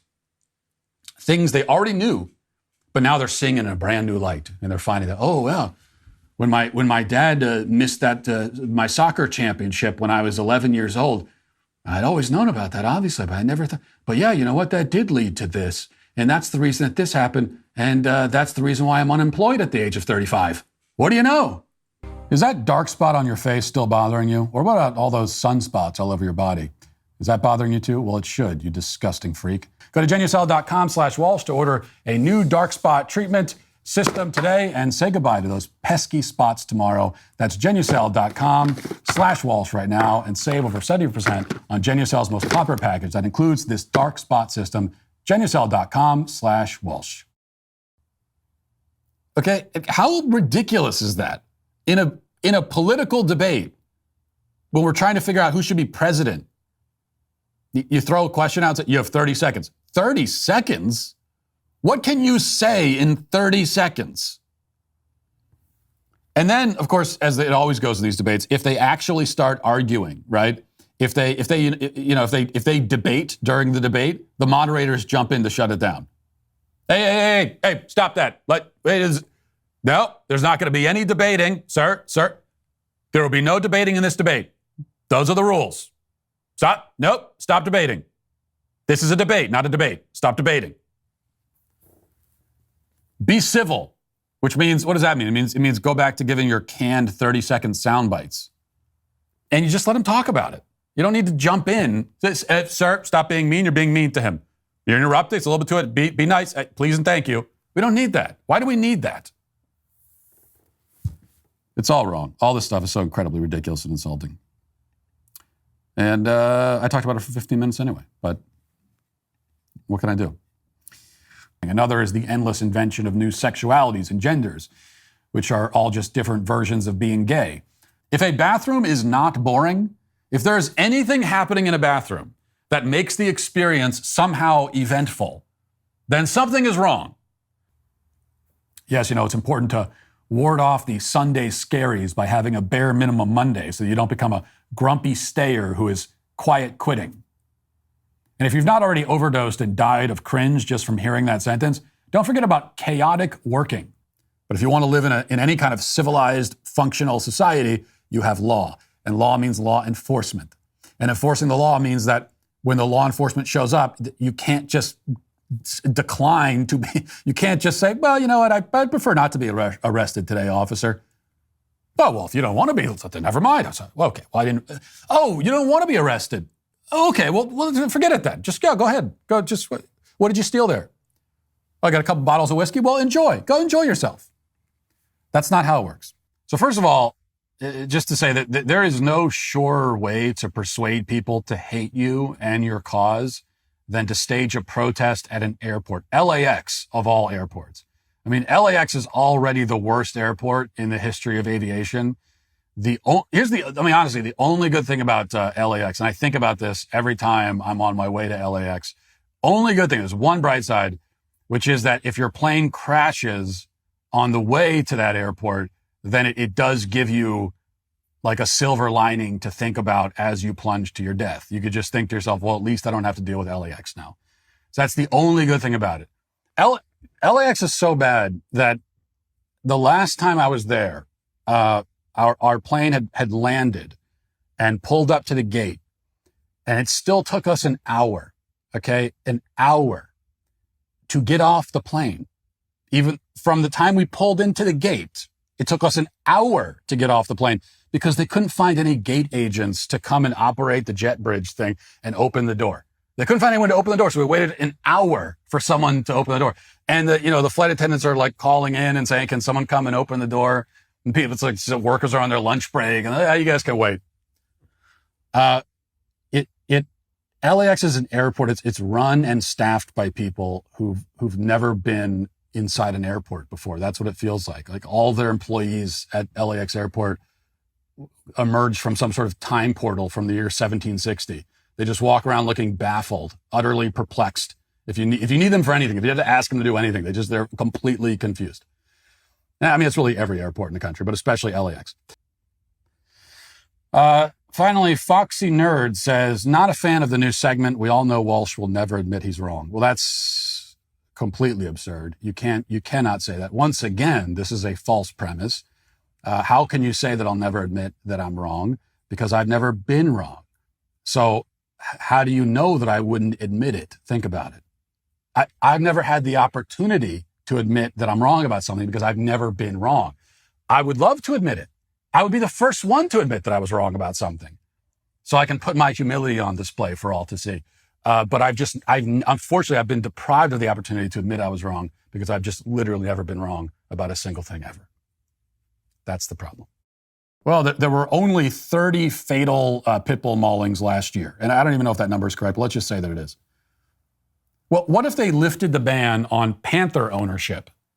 And then we looked at it and we said, and then after a year, we said, okay, well, panthers have been legal to own for a year, and only 30 people have been horrifically mauled to death, which is to say eaten while they're still alive, by the panthers. It's a success. Everything's fine. Some HBO Max customers are not very happy to find this garbage on their platform, but plenty of others, unfortunately, yet predictably, are thrilled. Yes, because this is how you have a healthy conversation about sex. You have it naked on camera. That's the best way to have a every healthy conversation. That's how you have. That's the beginning point for any healthy conversation is that it happens naked on camera. Okay, a couple things. Two things. Number one, just saying I condemn evil and whoever does it. You might as well not say anything. It's a totally useless thing to say, and it's designed to be useless. That's a way of taking a stand without actually taking any kind of stand whatsoever. It doesn't. I don't like bad things. That's my position on all this. Great. It's like good for you. I don't care. Let them be mad. We lose that. What do we need their goodwill for? So we lose the goodwill of NATO. Okay, who cares? What does that mean? What are they going to do? They just be sad about it? If we come back around and try to offer them money in the future, are they not going to take it? Are they going to say, well, I don't want it? Which is, of course, why our streets are riddled with homeless bums whose lives have been destroyed because of their junk food addiction. You know the stories. First a guy buys a pack of Oreos, and next thing you know, he's robbing a Cold Stone Creamery and stealing the ice cream, not the cash. In fact, they even made a movie about a man's plunge into ice cream addiction. It was called Requiem for a Cream, which is a joke that I saw on Twitter, but I wish I'd thought of myself. Anyway, this is a real issue, is the point. That's why junk food withdrawal can be so severe. You go to your pantry, find out that you're out of Pop-Tarts, then you start sweating, you have chills, a fever, you begin vomiting, you're on the ground shaking, having a seizure. Many people have died from Pop-Tart withdrawal. Because it's just like being addicted to heroin. Exactly the same. I recently read a story about a woman who turned to prostitution just to feed her Pringle addiction. Pringle prostitutes, they call them on the streets. Pringle toots, in fact, is the word. You can find them on the same street corner as the donut dealers selling black market Krispy Kremes to a bunch of strung out junk food junkies. Again, this is all very real, except for the fact that it's entirely made up. The more you tell people they're doing something, they're stuffing their face with a Cinnabon, and you tell them, it's not his fault, he's addicted. He can't help it. What's going to happen? Most people will just keep stuffing their faces. If I don't have some cake soon, I might die. And that should tell you something about yourself. It's like if they passed a special law saying, I don't know, you're not allowed to burn nursing homes to the ground, which is already against the law. They passed another one. And if I were to say, well, this is outrageous. This is a personal attack on me. Well, what would that tell you about me? So, and this is why it's such an interesting dilemma, because for me, it kind of pits my laziness against my antisocialness. And those two things are in conflict. And usually those two things work together, lazy and antisocial. That can guide you in one direction or another. Not always the best direction, but it will guide you. And in this case, they're pulling against each other. And it's very interesting. Ultimately, though, I think antisocial should win by all rights, and self-checkout is still preferable.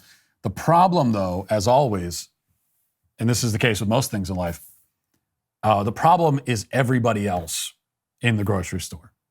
I do like self-checkout because it's fast and easy and convenient, but these days everyone uses self-checkout also, so you end up waiting in line behind a row of people who all have like 100 items in their cart, and they, for some reason, take a minute per item to scan it, another 15 minutes to put it in a bag. You got people, I was waiting in line behind someone the other day that was like, they were putting each item in its own bag. And I'm not much of an environmentalist, by the way, but even I'm sitting there like, this is a lot of plastic that we're wasting here. This is not good. I mean, even I was starting to feel bad for the sea turtles or whatever.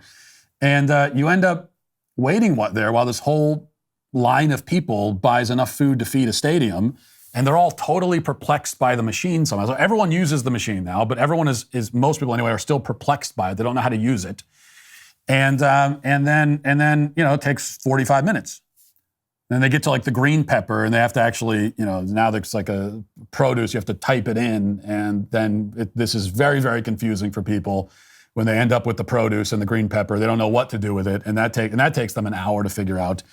So the whole self-checkout thing, I think, starts to fall apart because of the general stupidity and incompetence of everyone who is not me. And so here's what I propose then. So this is finally my solution.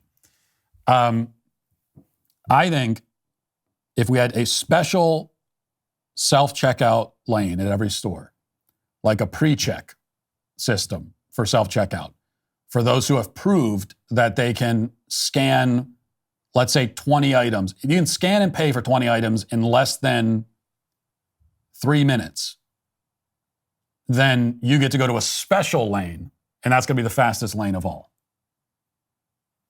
That's my solution. Maybe you get how do you know who gets in that lane? Maybe you get a special badge that says that. Maybe you get a name tag. Maybe you get a uniform. I mean, really, you're just an employee now, so I guess we're back to that. But that's my solution. I don't know. Doing my best. So there are a lot of poisonous, organically grown plants out there that you should not put in your body or on your body. So that alone does not. Well, God made it. God made it, so therefore automatically you can set it on fire and inhale it, and it's a good idea. What kind of a thought process is that? Well, I'm glad we could finally get to that. So that is the missing context. That's the important information that we need. That makes this all better. It's like, no. The IRS, they've been shooting and killing people for a long time. This is not new. We've already been doing this. So everything's fine. Oh, okay. Well, I guess that makes it okay. So if an indigenous person commits a violent crime, then they have to take into account that he's indigenous, and oftentimes he'll get a lighter sentence because, well, he's indigenous, so it's okay. We're introducing Jeremy's deodorant, which I hold in my hand, keeping you safe from the unpleasant smell of the woke and any other smells as well. We stick to the ingredients that you can trust and pronounce, like coconut oil and shea butter, ingredients that make you smell great but are not toxic to masculinity, with no room for aluminum, phthalates. Anyway, it's got none of that either. Continuing along, I have made my case. Everyone understands that when it comes to tipping, I am at the tipping point. But I need to broach the subject one more time for what I promise will be the last time, at least for this month, for two reasons. First, so that I could make that tipping point joke. That objective is complete. Second, it hurts his feelings when you don't tip. So make sure you tip, or the man on the bicycle might start crying, which is maybe the best case against tipping that I could possibly make. I'd want to give that guy an anti-tip if that's possible. I want him, like, I want him to pay me money. That's what should happen there. I don't know if it's, I wish there was a negative tip option for somebody like that. She has social anxiety. Now, I don't know what social anxiety has to do with driving on the wrong side of the road. In fact, generally, if you have social anxiety, that's going to make your social anxiety. That's not a good strategy for alleviating social anxiety. Driving on the wrong side of the road, if anything, it's going to make it worse. People are staring at you now. And now the whole world is watching you in the body cam footage. So I don't know what it has to do with anything. But of course she's saying it because she's looking for sympathy. So this was the first attempt. I have social anxiety. And I guess she was expecting that the cop would say, oh, well, you have anxiety. Oh, well, continue on your way. On the wrong side of the road if you want. Continue. I had no idea. I didn't know you had anxiety. I wouldn't want to make you more anxious. So go ahead and get in a head-on collision. Kill yourself and somebody else. If it would make you less anxious, ma'am. Well, not ma'am. We'll get to that.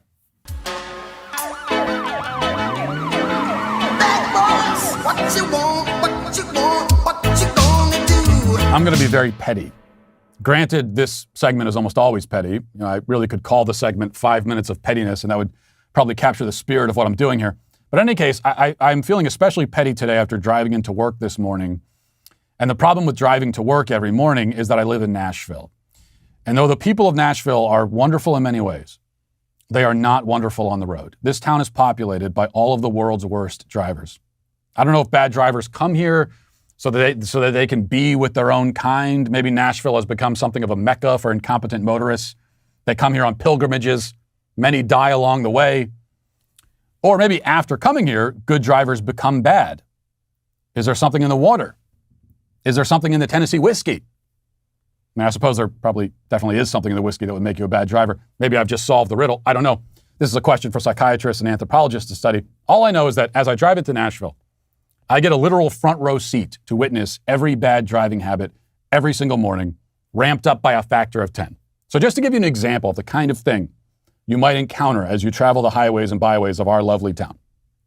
I have on multiple occasions witnessed people screech to a halt on the highway. I mean a dead stop from 70 to 0 so they don't miss their exit. I saw a guy once blow past his exit, screech to a stop, drive onto the shoulder, and reverse on the shoulder back to his exit. I witnessed this because I was the guy right behind him. The guy who, if not for my own incredible skill, I'm the only skilled driver in the entire state, by the way. If not for that, I would have rammed right into him, killing him, and far more tragically, myself. But he didn't believe that I existed. Now, for him, the other drivers are mere phantoms. They're aberrations. We exist only in the theoretical. He is the only corporeal life form on the road, which is why he can do whatever he wants and be as reckless as he wants without fear of colliding with another solid object.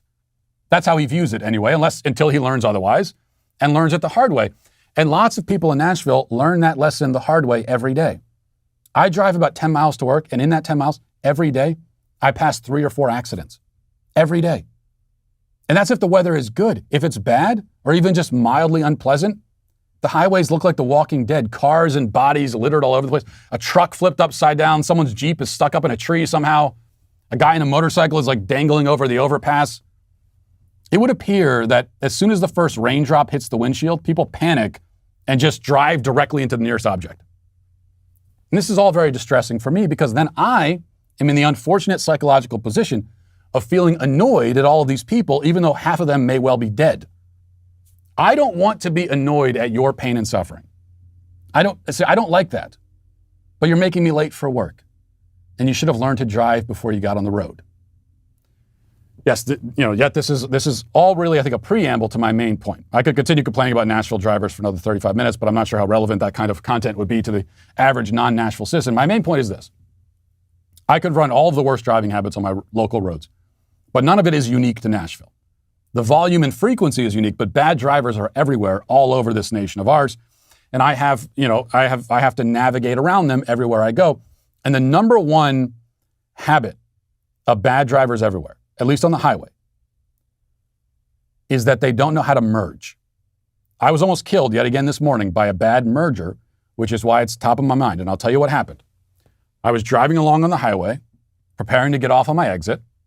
See, I'd already positioned myself in the rightmost lane because my exit was a mile ahead, and I wanted to be ready to take it when the time came. I didn't stay in the left lane until my exit was 25 feet away and then attempt to cut across 4 lanes of traffic. I didn't do that. You see, I was already in the right lane before the exit comes.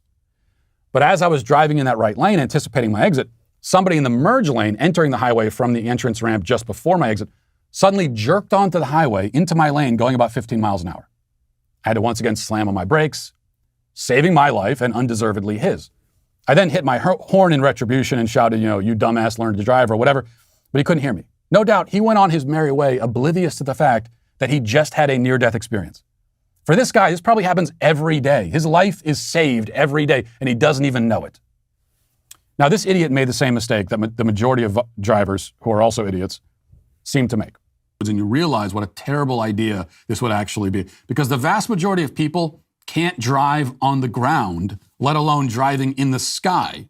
It's amazing that most Americans drive every day for decades and yet never figure out how to do it. I mean, the roads are infested with people behind, they're driving these big chunks of metal, 70 miles per hour, and they're just sitting behind the wheel. They have no idea what they're doing or anything. How can you do something every day and yet not know how to do it? But this is the case. Just yesterday, I was, one example of somebody sitting at a typical experience, sitting at a stoplight. I'm in the right-hand lane. It's a turn-only lane. There's one car in front of me. And as always, that car is just sitting there at the red light. There are no cars coming the other direction. He's sitting there at the red light, pondering the mysteries of the universe rather than turning, which you can do. You can turn on red. I mean, are there any states left in the United States of America where you can't turn right on red? Does that exist anywhere? How is it that people still aren't acquainted with this rule? I'm pretty sure every state in the union, if you can turn right on red unless there's a sign saying otherwise. So this guy isn't turning. I'm beeping at him. He still isn't going. Finally, we get a green. He turns. Then as I'm going up to take my turn to turn, it's a green now. A car that is not in the turn lane turns right in front of me. So cars that are supposed to turn right aren't. Cars that aren't supposed to turn right are. And why did the guy do that? Well, because he was not in the turn-only lane. He realized at the last minute he wasn't in the lane. Well, okay, read the signs and you wouldn't have this problem. Or if you missed just go to the next intersection, turn right there, hook up with the path you wanted to take. It's an extra 45 seconds. So you can take the extra 45 seconds or risk a car accident. This is a calculation people make. It's like when they're about to miss the exit, so they veer across 4 lanes of traffic. You could die. Like you might die doing that, or just take an extra 45 seconds. Take the exit that's take one exit up and flip around. A couple extra minutes. You got people in cars saying, I would rather be dead and possibly kill like 15 other people instead of taking a couple extra minutes because I missed my exit. Anyway, my point simply is we do not need to give these people planes. That's all I'm trying to say. Like when I was a kid, like anybody else, I used to dream of the day when we had flying cars. But then you become a driver on the road and you realize that this country is plagued by terrible drivers. As I've told you many times, I am the only good driver in America. Everybody else is bad.